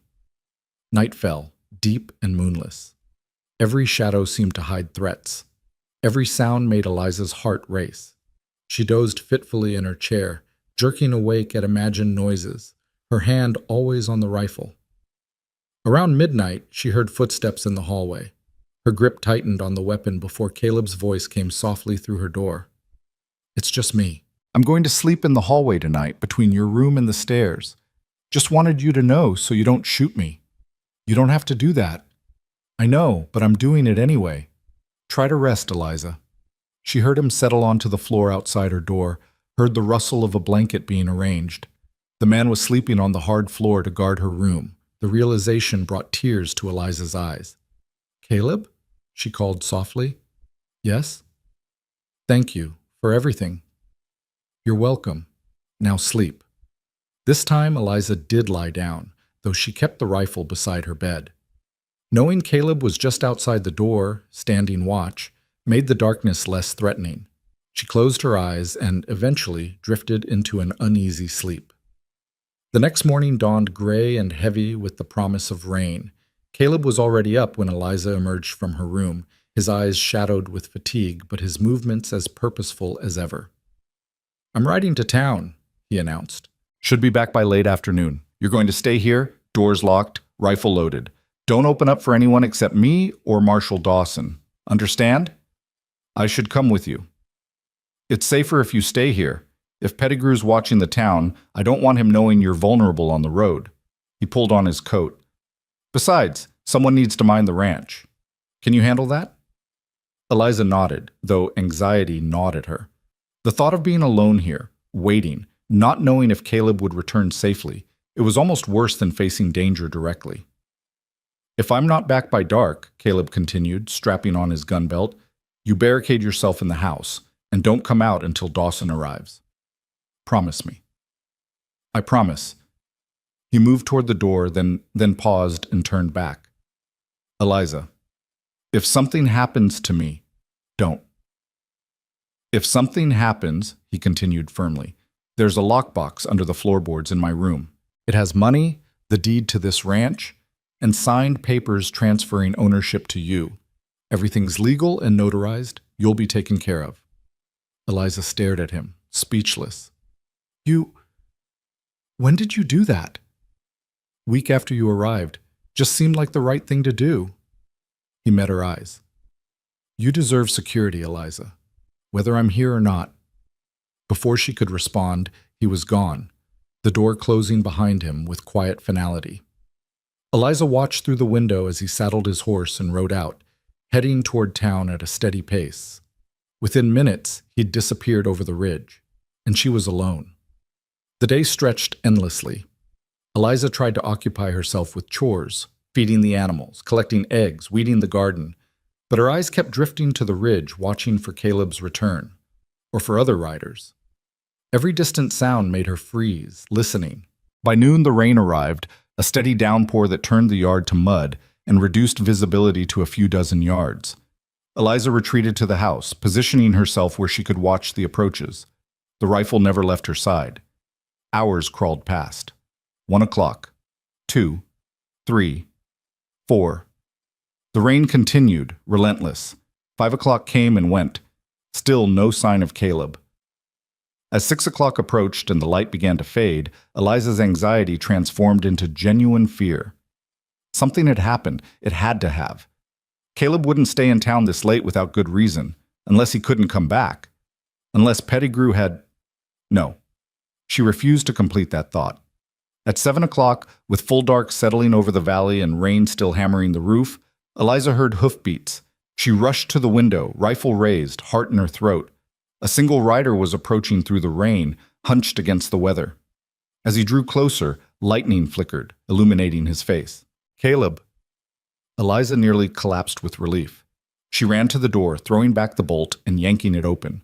Caleb stumbled inside, soaked to the bone, his face grim. "What happened?" Eliza demanded, helping him out of his dripping coat. "You're hours late. I thought..." "Pettigrew's in jail," Caleb said flatly. Eliza froze. "What?" "I got to town, filed my report with Dawson. While I was there, the doctor showed up with one of Pettigrew's men, the one you shot in the shoulder. Man was delirious with infection, and the doctor made him talk about what happened. Once Dawson heard that Pettigrew had come to the ranch with armed men, intent on taking you by force, he arrested him." "He's actually in jail? Pettigrew?" "For now. Charged with attempted kidnapping and assault. The hearing's set for next week." Caleb's expression darkened. "But there's more. While Dawson was arresting Pettigrew, one of his other men, the one you spooked off his horse, started talking, drinking and talking. Told everyone in the saloon that Pettigrew had been planning to kill me and burn the ranch. Make it look like an accident." Eliza's blood ran cold. "He was going to kill you?" "If he'd had the chance, yes. Which means yesterday could have ended very differently." Caleb ran a hand through his wet hair. "Dawson thinks the attempted murder charge will keep Pettigrew locked up for months, maybe longer if we're lucky. But his men are still out there, and they're angry." "How angry?" Angry enough that Dawson insisted I wait until the rain started before leaving town, said it would make me harder to follow. He met her eyes. We're not safe yet, Eliza. This isn't over. They stood in the dim kitchen, rain drumming overhead, the weight of continued danger settling over them like a shroud. Eliza thought about running, about taking Caleb's offer of freedom and disappearing into the night. But where would she go? And what kind of person would she be if she abandoned the one man who'd stood by her? Then we stay vigilant, she said firmly. We keep the weapons close. We don't let our guard down. Caleb nodded slowly. You're sure? Because I meant what I said about the lockbox. You could take that money and start somewhere new, somewhere Pettigrew's men would never find you. And leave you to face them alone? No. Eliza's jaw set. You stood up for me when no one else would. You gave me a chance at freedom. I'm not abandoning you now. Something shifted in Caleb's expression, gratitude, warmth, and something deeper that made Eliza's pulse quicken. You're a remarkable woman, Eliza Monroe. I'm a woman who's tired of running. There's a difference. They prepared a simple dinner and ate mostly in silence, both too tired and worried for conversation. But as Eliza washed dishes and Caleb cleaned his rifle, she found herself watching him. This man who'd turned her world upside down, who'd shown her that not all men were monsters, that dignity and respect were possible even in a world built on cruelty. I'll take first watch tonight, Caleb said, interrupting her thoughts. Wake me at midnight and I'll take over. You're exhausted. We both need rest. This way we split it fairly. He smiled faintly. Don't argue. You won't win. Eliza couldn't help a small smile in return. Fine. But if you fall asleep on watch, I reserve the right to say I told you so. Deal. Eliza went upstairs to her room, but found she couldn't sleep. Her mind raced with everything that had happened, everything that might still happen. Pettigrew was in jail, but his men weren't, and men with something to prove could be even more dangerous than their boss. Around 11:30, she gave up on sleep and went downstairs. Caleb was sitting by the window, rifle across his knees, staring out into the rain-soaked darkness. Couldn't sleep either, he asked without turning. Too much thinking. I know the feeling. He shifted over, making room for her to sit beside him. Might as well keep watch together. They sat in companionable silence, watching the storm rage outside. Lightning flickered occasionally, illuminating the yard in brief, stark snapshots. Each flash had Eliza tensing, expecting to see riders approaching, but the yard remained empty. Can I ask you something? Caleb said after a while. Of course. Yesterday, when you shot Pettigrew, how did you know to aim for his hand? That's an incredibly difficult shot, even for an experienced marksman. Eliza was quiet, remembering the moment. I didn't plan it.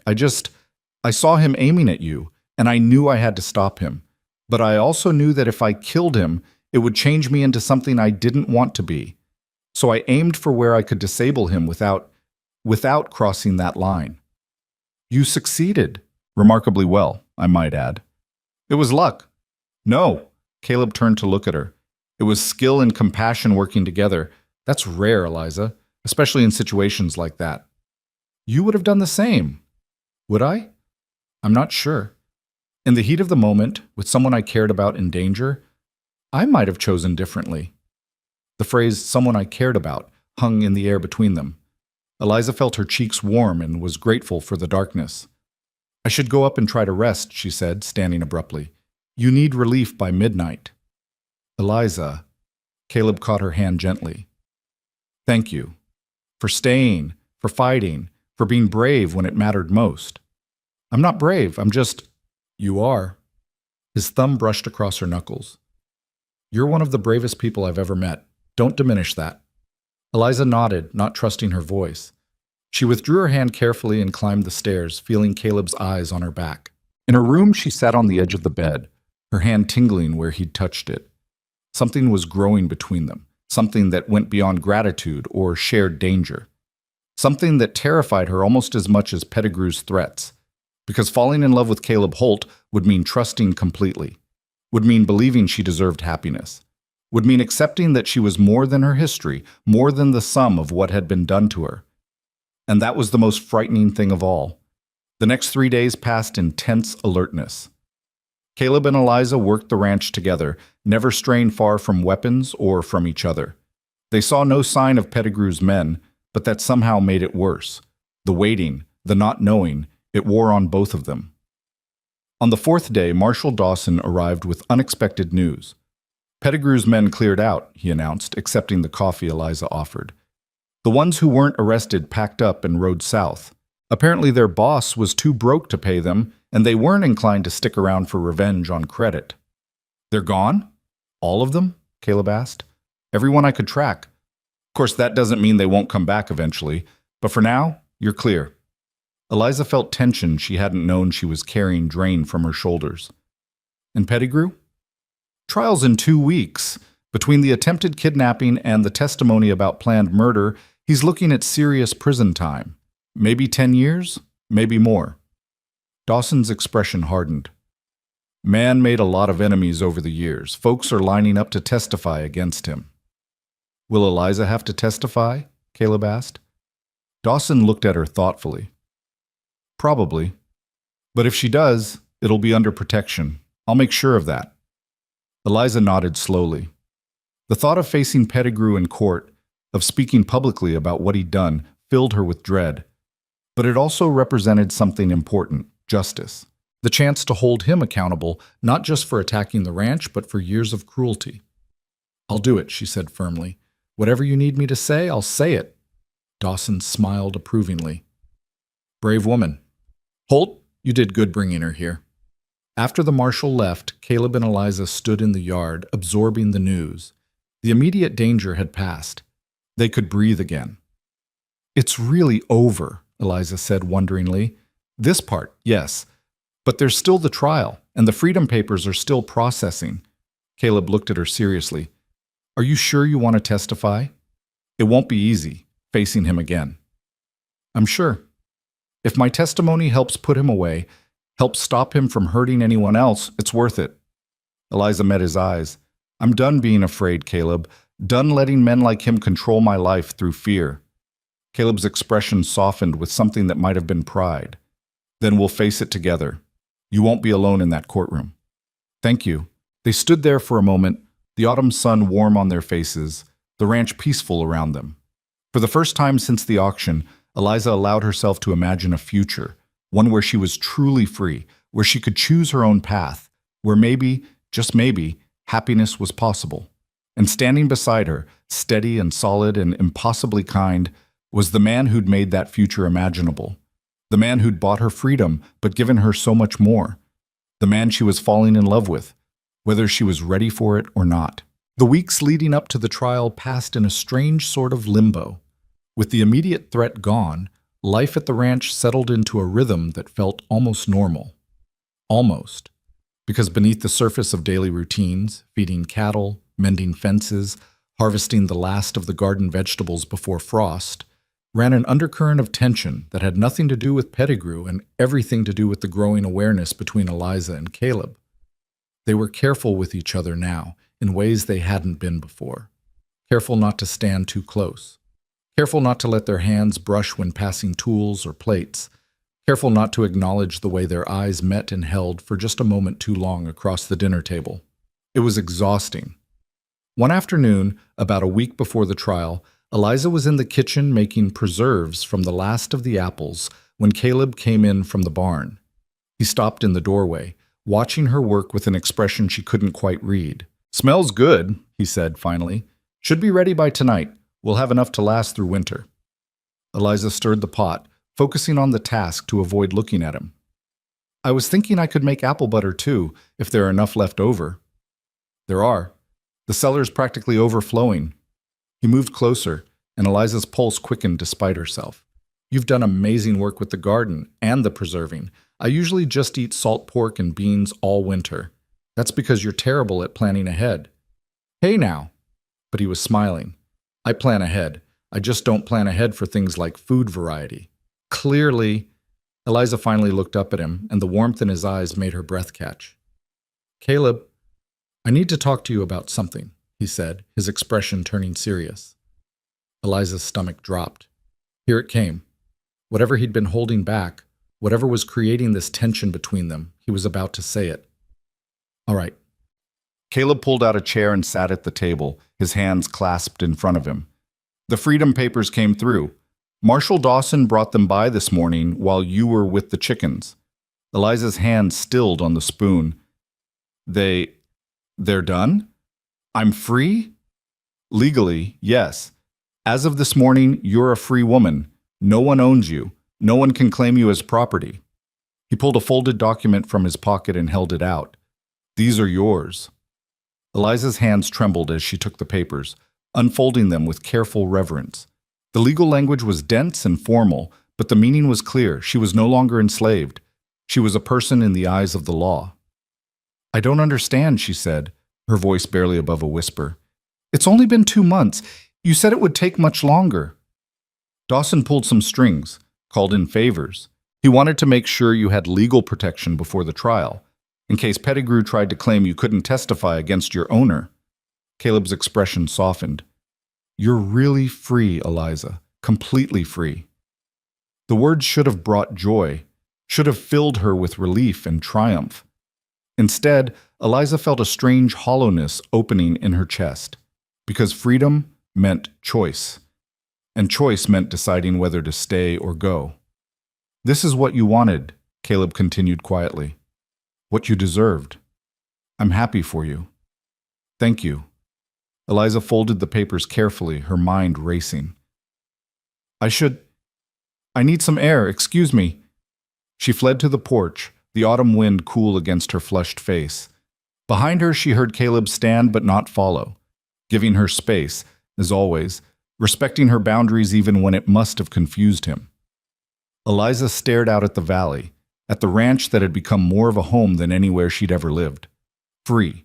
She was actually free. She could leave right now, could walk away from this place and everyone in it, and no one could stop her. So why did the thought of leaving make her feel like she was tearing herself in half? Because you love him, you fool, she whispered to herself.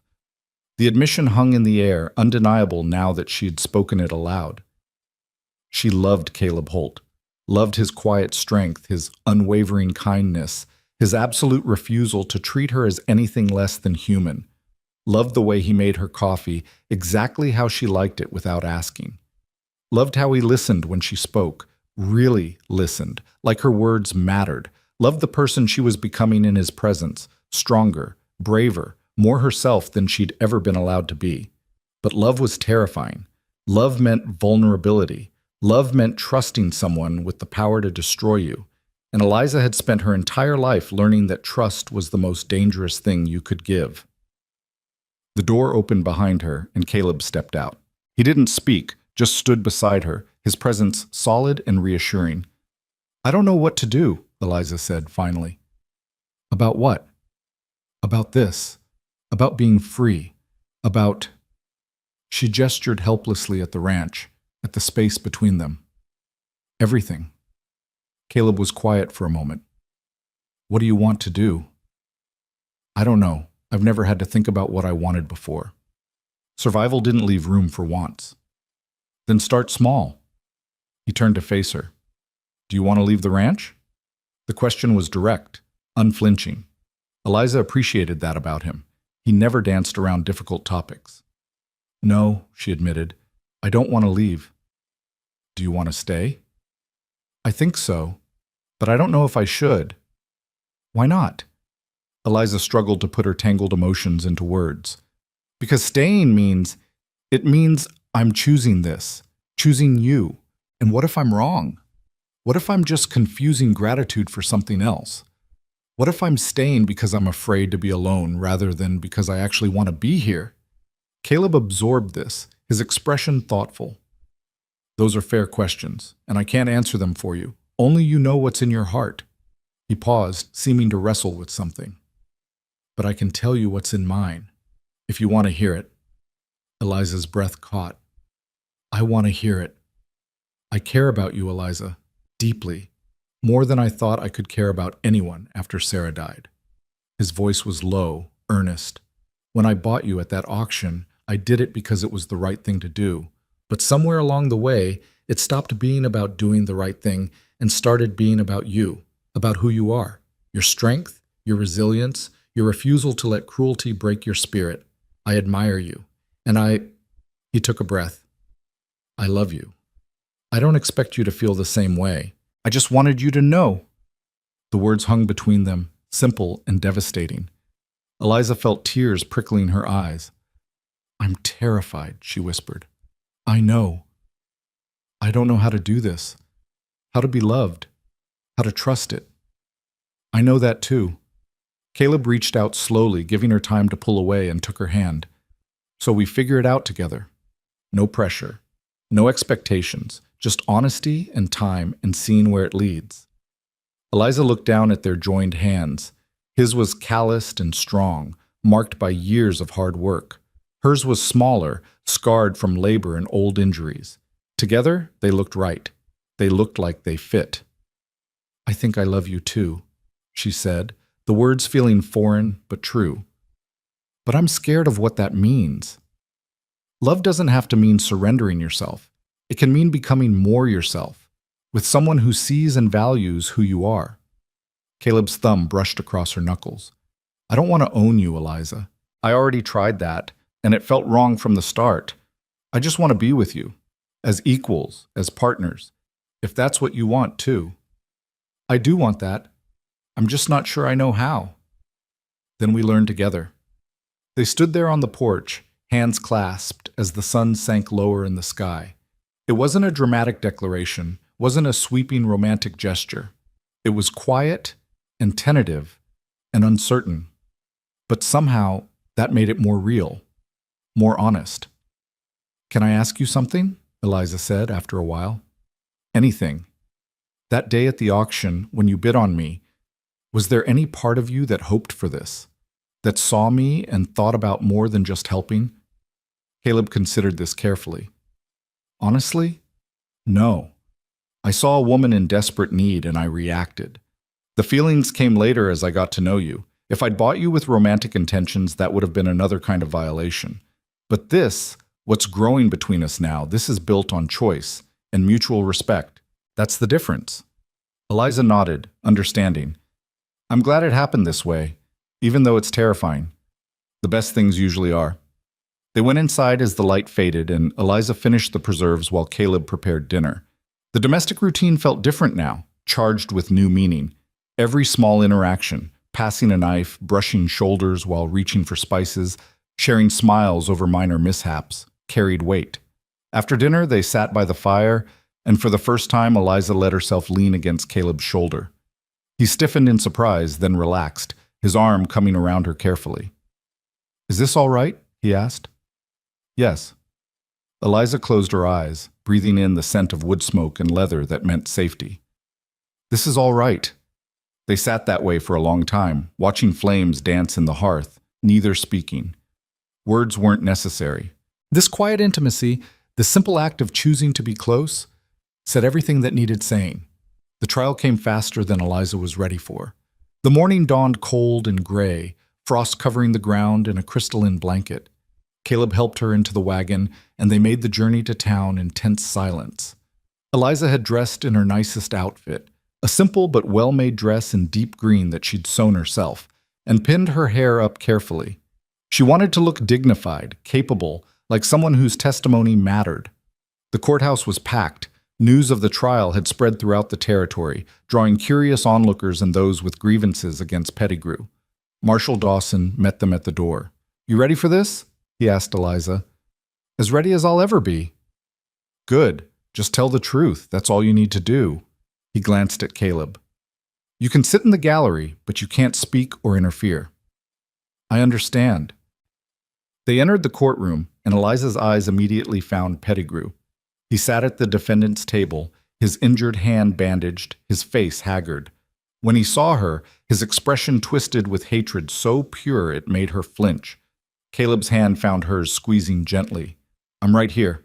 You're safe.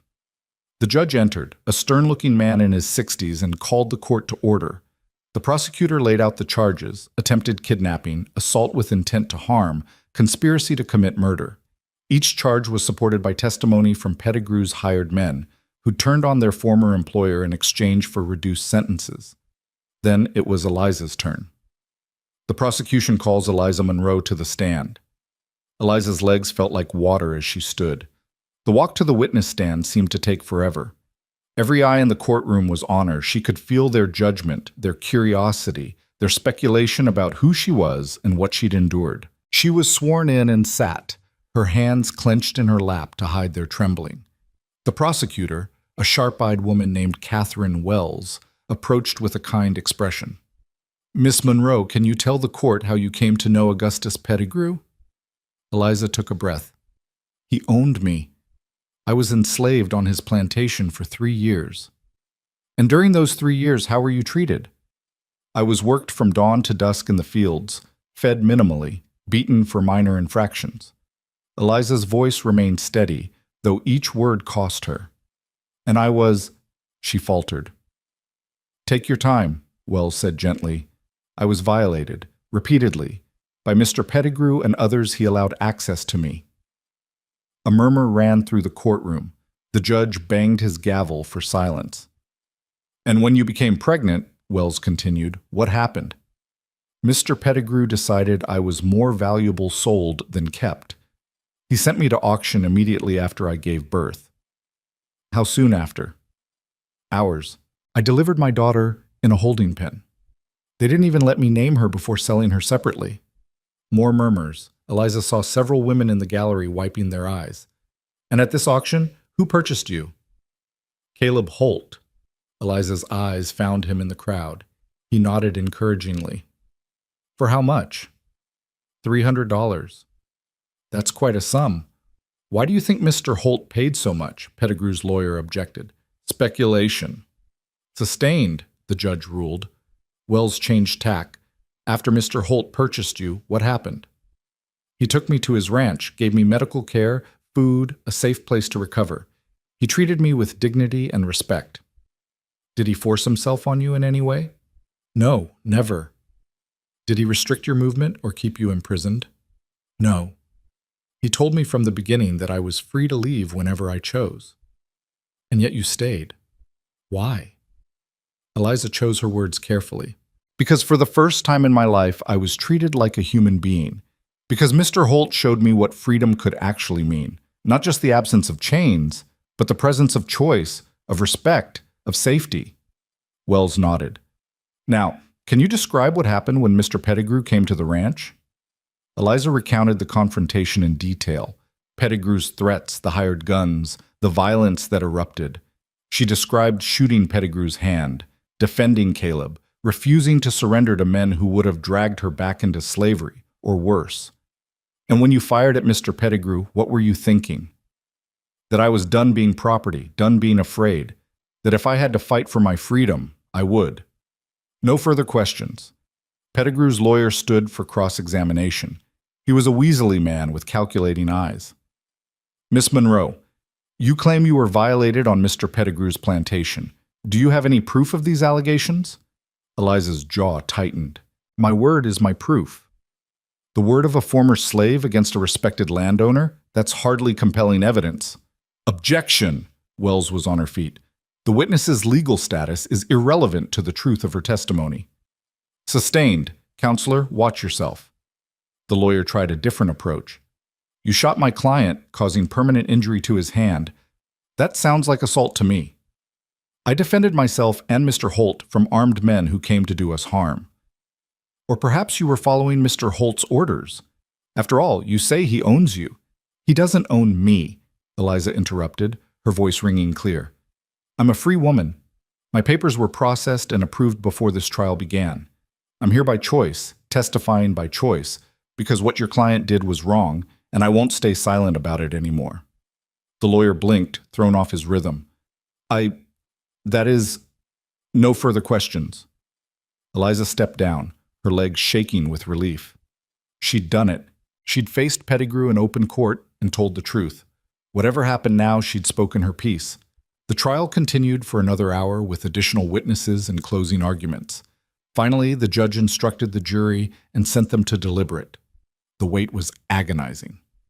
Eliza and Caleb sat in a small anteroom, neither speaking, both lost in their own thoughts. Marshal Dawson brought them coffee, and Eliza wrapped her hands around the cup, grateful for its warmth. "You did well up there," Caleb said quietly. "I'm proud of you." "I was terrified." "Courage isn't the absence of fear. It's acting despite it." He covered her hand with his. "You were incredibly brave." 2 hours later, the jury returned. Eliza's heart pounded as everyone filed back into the courtroom. The foreman stood, a weathered rancher with kind eyes. "On the charge of attempted kidnapping, how do you find?" "Guilty." "On the charge of assault with intent to harm?" "Guilty." "On the charge of conspiracy to commit murder?" "Guilty." Relief flooded through Eliza so powerfully she nearly collapsed. "Guilty. On all charges." Pettigrew would go to prison for years. He couldn't hurt her anymore, couldn't hurt anyone. The judge sentenced him to 15 years at the territorial prison to be served consecutively. Pettigrew's face went white, then red, then purple with rage. As guards led him away, he turned and spat toward Eliza. "This isn't over. You hear me? You'll pay for this, both of you." The guards dragged him out, his threats echoing until the doors closed behind him. "It is over," Marshal Dawson said, approaching Eliza and Caleb. "He's done. And even if he weren't, you have the law on your side now. Both of you." Eliza nodded, overwhelmed by the finality of it. Pettigrew was gone. Truly gone. The nightmare that had haunted her for 3 years was finally, definitively over. The ride back to the ranch was quiet, but it was a different kind of quiet than the morning's tension. This was peaceful, reflective. Eliza watched the landscape pass, seeing it with new eyes. She was free to appreciate its beauty now, without the shadow of Pettigrew hanging over her. "What are you thinking about?" Caleb asked. "That I can actually plan for the future now. Real plans, not just survival." "What kind of plans?" Eliza considered this. "I want to learn to read better. I can manage basic words, but I want to read books, real books." She glanced at him. "Would you teach me?" "I'd be honored. And I want to help more with the ranch. Not just the household tasks, but the actual ranching. Cattle management, breeding decisions, financial planning. I want to be a real partner." Caleb's expression softened. "You already are a partner, Eliza. But I'd love to teach you more about the operations." They reached the ranch as sunset painted the sky in shades of orange and purple. As they unhitched the horses, Eliza felt a sense of homecoming so profound it brought tears to her eyes. This place, this life, this man, she'd chosen them, and they'd chosen her back. That evening, after a simple dinner, they sat on the porch watching stars emerge. Caleb had brought out blankets against the cold, and they huddled together sharing warmth. "Can I ask you something?" Eliza said. "Always." "What happens now? With us, I mean." Caleb was quiet for a moment. "What do you want to happen?" "I want—" Eliza gathered her courage. "I want to stay. Not as a guest. Not as someone you're helping. I want to build a life here. With you. If that's what you want too." "It's exactly what I want." Caleb turned to face her, his expression serious. "But I want to do this right, Eliza. No rushing, no pressure. We take our time, figure out what this partnership looks like, build something solid." "What does doing it right look like?" "It looks like courting you properly. Taking you to town dances, bringing you flowers, earning your trust day by day. It looks like asking you to marry me when you're ready, if you're ever ready, and meaning it as a true partnership, not an obligation." He took her hand. "I want you to choose me every day, knowing you could choose differently. That's what love should be." Eliza felt warmth spreading through her chest. "I think I'd like that. The courting, the partnership, all of it." She paused. "But Caleb, I've already chosen you. Every day since the trial ended, I've been choosing you. I just needed time to realize it. And now? Now I'm choosing you consciously, deliberately, because I love you and because you showed me what love could actually mean." Caleb's smile was radiant, transforming his normally serious face. "Then I guess we're doing this. I guess we are." He kissed her then, gentle and reverent, and Eliza felt something settle deep in her soul. This was right. This was home. Not the ranch, not the house, but this. Being with someone who saw her, valued her, loved her for exactly who she was. The months that followed were the happiest of Eliza's life. Caleb courted her with old-fashioned earnestness, bringing her wildflowers from the meadow, teaching her to read from his small library, taking her to town socials where they danced awkwardly and laughed at their own missteps. They worked the ranch together, partners in every sense, and Eliza discovered she had a talent for cattle management that surprised them both. She also began to heal in ways she hadn't known she needed to. The nightmares about Grace became less frequent, evolving from sources of pure grief into bittersweet memories. She would always carry the loss, always wonder where her daughter was and what kind of life she was living. But the wondering no longer consumed her. She could hold Grace in her heart while still moving forward with her own life. One spring evening, nearly a year after the trial, Caleb asked Eliza to marry him. They were in the garden she'd expanded, surrounded by the first green shoots of new vegetables, and his proposal was simple and heartfelt. I love you, Eliza Monroe. I love your strength, your kindness, your refusal to let the world make you bitter. I love the life we've built together. Will you marry me? Will you let me be your partner, your equal, your husband? Eliza didn't hesitate. Yes, 1,000 times yes. They married in a simple ceremony in town with Marshall Dawson as a witness and half the town in attendance. Eliza wore a dress she'd made herself from blue calico, and Caleb wore his best suit, his eyes never leaving her face. As they exchanged vows, Eliza thought about the journey that had brought her here, from the auction platform to this moment, from property to person to partner, from despair to hope to love. I, Eliza Monroe, take you, Caleb Holt, to be my husband, she said clearly. I choose you, today and every day after. And in choosing him, she chose herself, chose freedom, chose life, chose everything she'd never been allowed to have and everything she'd almost stopped believing was possible. The past would always be part of her. The scars, the losses, the pain, they'd shaped who she was, but they didn't define who she would become. That was her choice to make now. And she chose joy. She chose partnership. She chose love. She chose the future, bright and open and entirely her own. The first year of marriage brought changes to the ranch that transformed it from a lonely bachelor's property into a true homestead. Eliza expanded the garden until it produced more vegetables than two people could eat, selling the surplus in town and building a modest savings account in her own name. Caleb taught her everything he knew about cattle breeding and ranch management, and she proved to have an instinct for it that impressed even the old-timers who initially dismissed her as just another wife playing at ranching. But it was the small moments that defined their life together. Morning coffee shared on the porch while watching sunrise paint the mountains. Evening conversations by the fire where they discussed everything from cattle prices to philosophy. The way Caleb's hand always found hers when they walked. The way Eliza's laughter, once so rare, now filled the house with warmth. 2 years into their marriage, on a cold November morning, Eliza woke feeling nauseated. She made it to the basin just in time, retching until her stomach was empty. Caleb appeared in the doorway, concern etched on his face. Are you all right? Should I fetch the doctor? Eliza wiped her mouth with a shaking hand, her mind racing.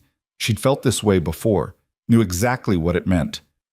No, I think I'm pregnant. The words hung in the air between them. Caleb's expression cycled through surprise, joy, and then immediate concern as he remembered what pregnancy had cost her before. Are you... He moved closer, kneeling beside her. How do you feel about that? Eliza took a shaky breath, examining her own emotions with the honesty she'd learned from him. Terrified. But also... hopeful? Is that strange? No, it's not strange at all. He took her hand gently.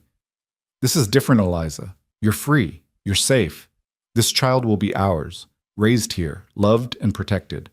Nothing like before. I know, but I can't help remembering Grace, wondering if this is somehow betraying her memory. You could never betray her. Loving another child doesn't diminish what you feel for her. Hearts expand, they don't divide. Caleb's voice was gentle but firm.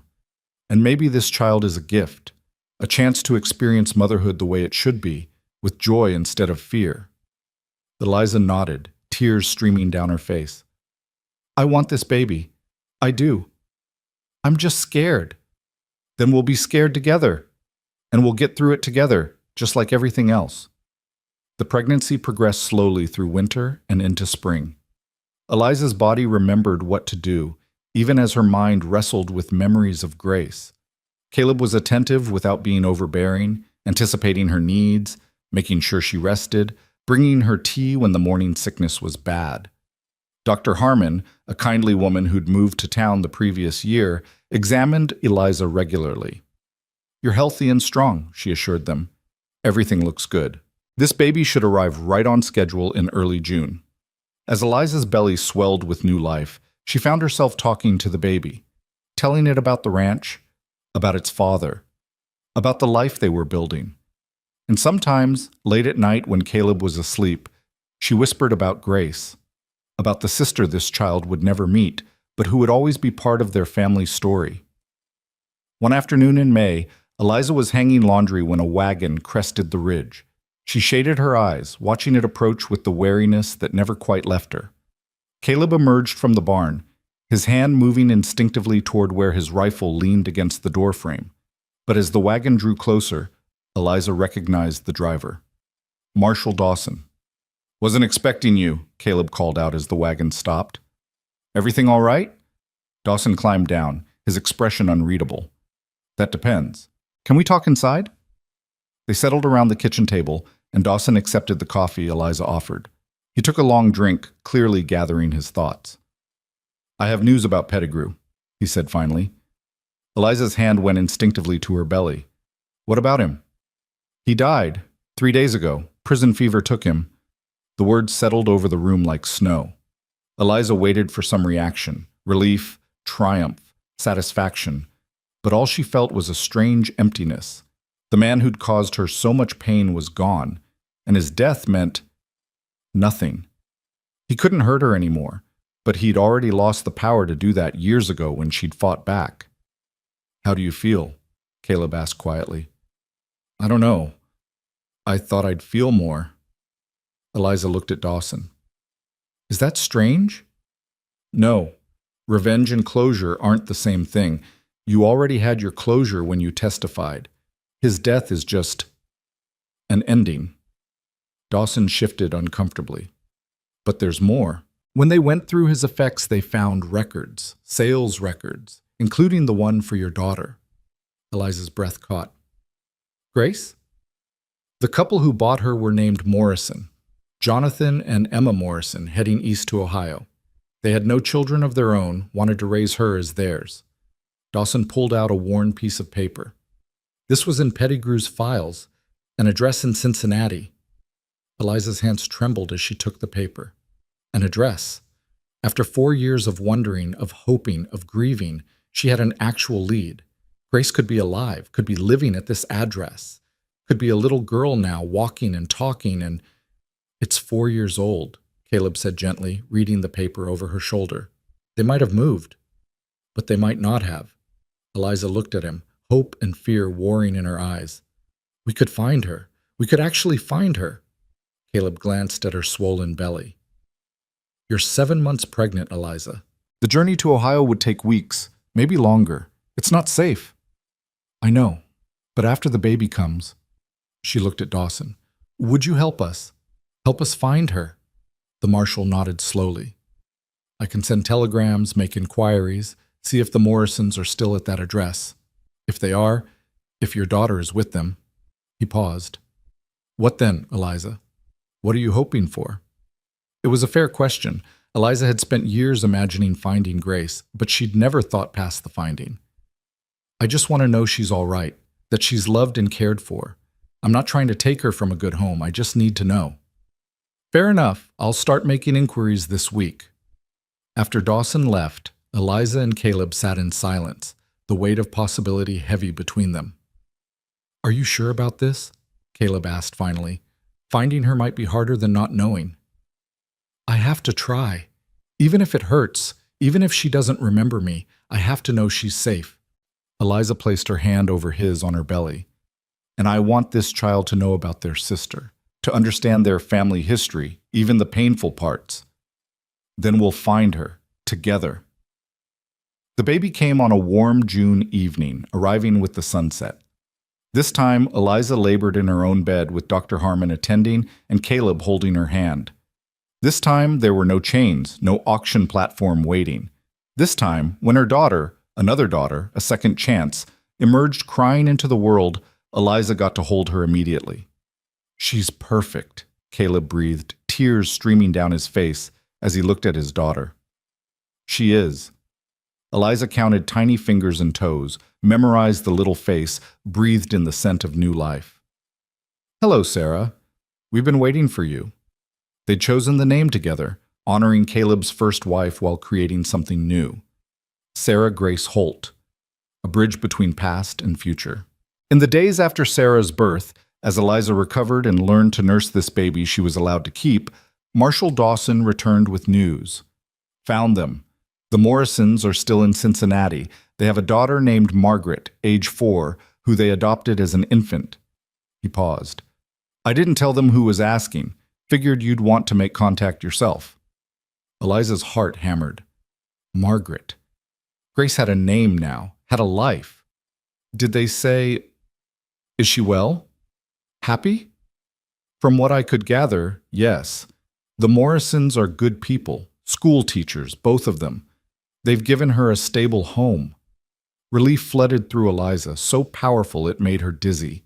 Grace was alive, was safe, was loved. That was all she'd needed to know. "Thank you," she whispered. "Thank you for finding her." That night, with the newborn Sarah sleeping peacefully in her cradle and Caleb's arm around her shoulders, Eliza wrote a letter. It took hours to compose, finding the right words to explain who she was and what she wanted.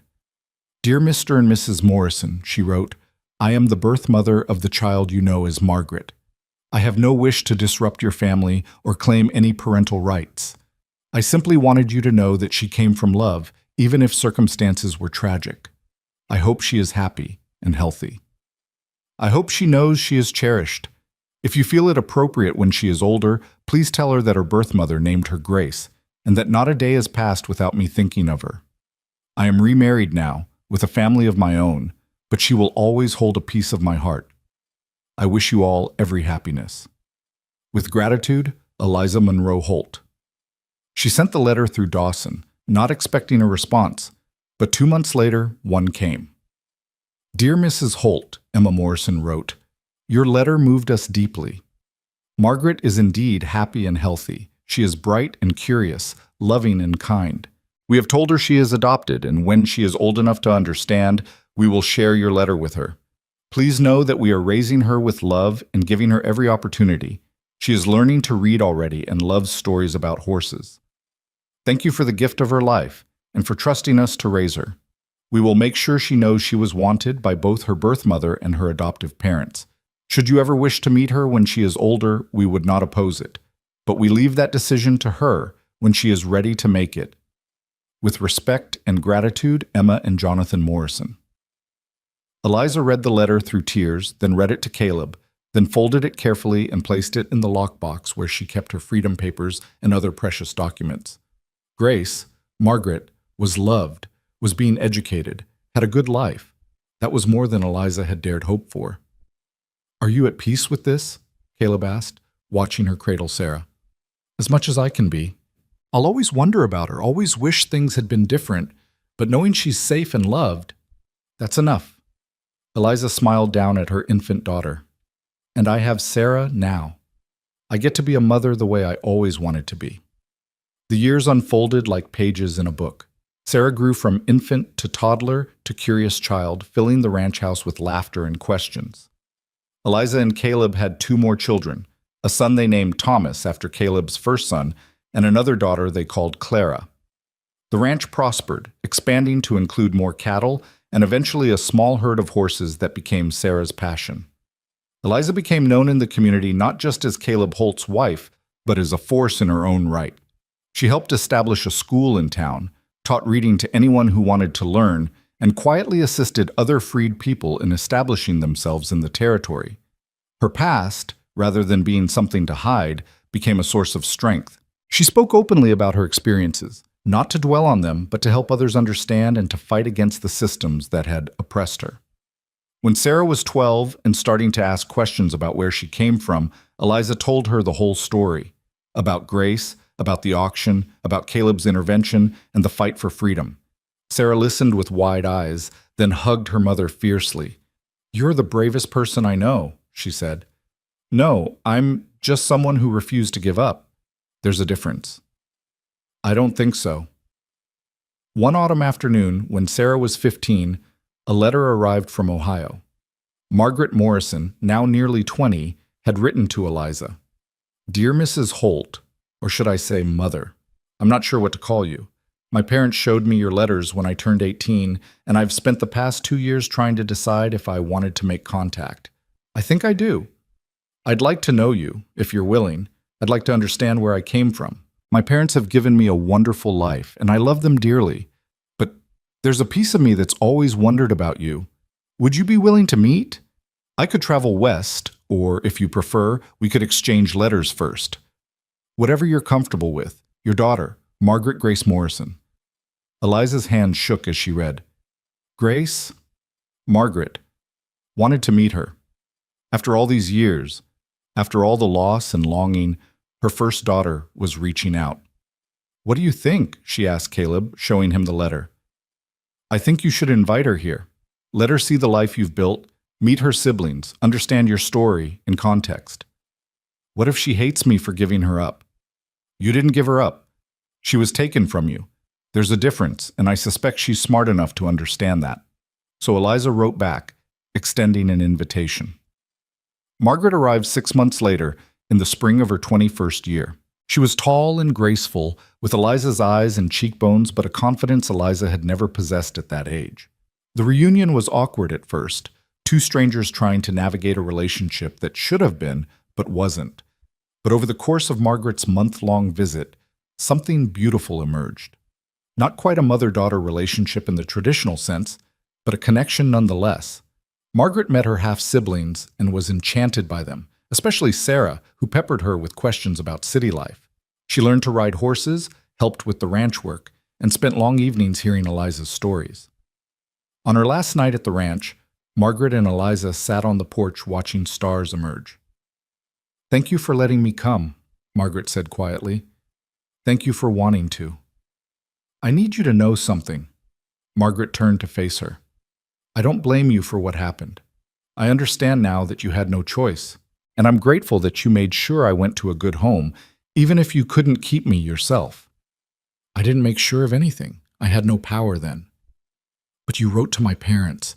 You told them I came from love. That mattered to them, and it matters to me." Margaret took Eliza's hand. "You gave me life twice. Once when you bore me, and once when you let me go to people who could give me opportunities you couldn't. That's not abandonment. That's love." Eliza wept then, years of guilt and grief finally releasing. "I've always loved you, even when I didn't know where you were or who you'd become. You were always in my heart. I know, I can feel it."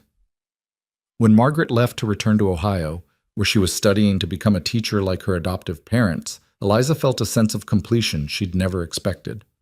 Grace, Margaret, had a good life, had become a remarkable woman, and she bore no resentment toward the mother who'd been forced to let her go. The years continued their march. Sarah married a rancher from the next valley and started her own family. Thomas became a lawyer fighting for the rights of freed people in other marginalized communities. Clara, the youngest, chose to stay at the ranch, working alongside Caleb and Eliza to build it into one of the most successful operations in the territory. Eliza and Caleb grew older together, their love deepening with time rather than fading. They sat together on the porch every evening, even in winter, wrapped in blankets and watching their grandchildren play in the yard. They'd built something lasting, something that would outlive them both. When Caleb was 72, a stroke took him suddenly. He died in his sleep, peacefully, in the bed he'd shared with Eliza for 45 years. The grief was crushing, even though Eliza had known it was coming. He'd been her anchor, her partner, her proof that goodness existed in the world. At his funeral, attended by what seemed like half the territory, Eliza stood and spoke about the man he'd been. "Caleb Holt saved my life," she said, her voice clear despite her tears. "But more than that, he taught me that I was worth saving.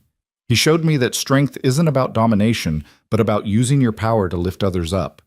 He proved that love doesn't require ownership, that partnership is built on respect, and that freedom is meaningless without the support to exercise it.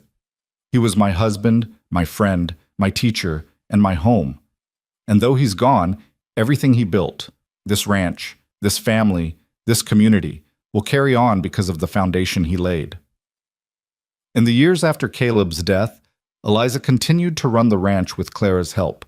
She was in her 70s now, her hair silver, her hands gnarled with arthritis, but her spirit as fierce as ever. She spent her mornings working with the horses, her afternoons with grandchildren, her evenings writing letters to Margaret and reading the books she'd learned to love. One morning, 30 years after Caleb's death, Eliza woke feeling tired in a way that went beyond physical exhaustion. She was 96 years old, had lived a life beyond anything she could have imagined on that rain-soaked auction platform. She'd been a slave, a mother, a wife, a rancher, a teacher, a grandmother, a friend. She'd loved and lost and loved again. She'd fought for her freedom and then spent the rest of her life helping others find theirs. Clara found her that afternoon, sitting in Caleb's rocking chair on the porch, a peaceful smile on her face. She'd simply closed her eyes and slipped away, surrounded by the mountains she'd come to love and the land she'd helped build. The funeral was attended by 4 generations of family and countless community members whose lives Eliza had touched. Margaret came from Ohio, now a white-haired grandmother herself. Sarah's children and grandchildren filled the front rows. Thomas delivered the eulogy, his voice thick with emotion. "My mother was sold for $300, he said. That was her worth in the eyes of the law, in the eyes of men who saw her as property. But her true worth can't be measured in currency. It's measured in the lives she changed, the injustices she fought, the love she gave freely, and the legacy she leaves behind. She taught us that survival isn't enough, that we must live with dignity, with purpose, with love. She showed us that the past shapes us but doesn't define us, that freedom is something we must claim and then defend, and that family is built not just on blood, but on choice and commitment." They buried Eliza beside Caleb on a hill overlooking the ranch, where she could see the valley stretch out in all directions. The headstone was simple. Eliza Monroe Holt, 1843 to 1939. Once enslaved, always free. Beloved wife, mother, and fighter for justice. But Eliza's real legacy wasn't carved in stone. It lived in her children and grandchildren who carried forward her strength and compassion. It lived in the school she'd helped establish, still teaching children 70 years later. It lived in the ranch that bore her touch in every building and fence line. It lived in the stories people told about the woman who'd been bought and sold, but who'd refused to let that define her. Margaret stood at the grave long after the others had left, Clara beside her. "Did you know her well?" Clara asked gently. "Not as well as I would have liked, but well enough to understand what she gave me." Margaret touched the headstone. "She gave me life. And then she let me go because she loved me enough to want better for me than she could provide. That's the greatest gift a mother can give. She never stopped loving you or talking about you."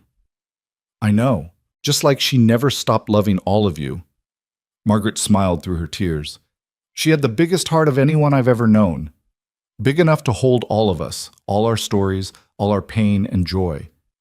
As the sun set over the valley, painting the sky in shades of orange and purple, the 2 women stood together, bound by a mother who'd been torn from one and chosen by the other, united in their grief and their gratitude. Eliza Monroe had been born into slavery, had been bought and sold like livestock, had lost her first child and endured horrors that would have broken most people. But she'd survived. More than survived. She'd thrived. She'd built a life defined not by what had been done to her, but by what she'd chosen to become. She'd been property. She'd become a person. She'd transformed from survivor to mother to partner to pillar of her community. Her journey had started on an auction platform in chains, bleeding and broken, believing her spirit had finally died. It had ended on a porch overlooking land she'd helped build, surrounded by love she'd earned and given freely, having lived a life so full and rich that $300 seemed like the cruel joke it had always been. Because you can't measure a human life in currency. You measure it in love given and received, in battles fought and won, in children raised and communities strengthened, in moments of grace amid suffering, in the choice to keep living when giving up would be easier, in the legacy left behind when the final chapter closes. By those measures, Eliza Munro Holt was priceless, and her story, a story of resilience, love, and the unbreakable human spirit, would echo through generations, reminding everyone who heard it that freedom is never given. It must be claimed, defended, and shared.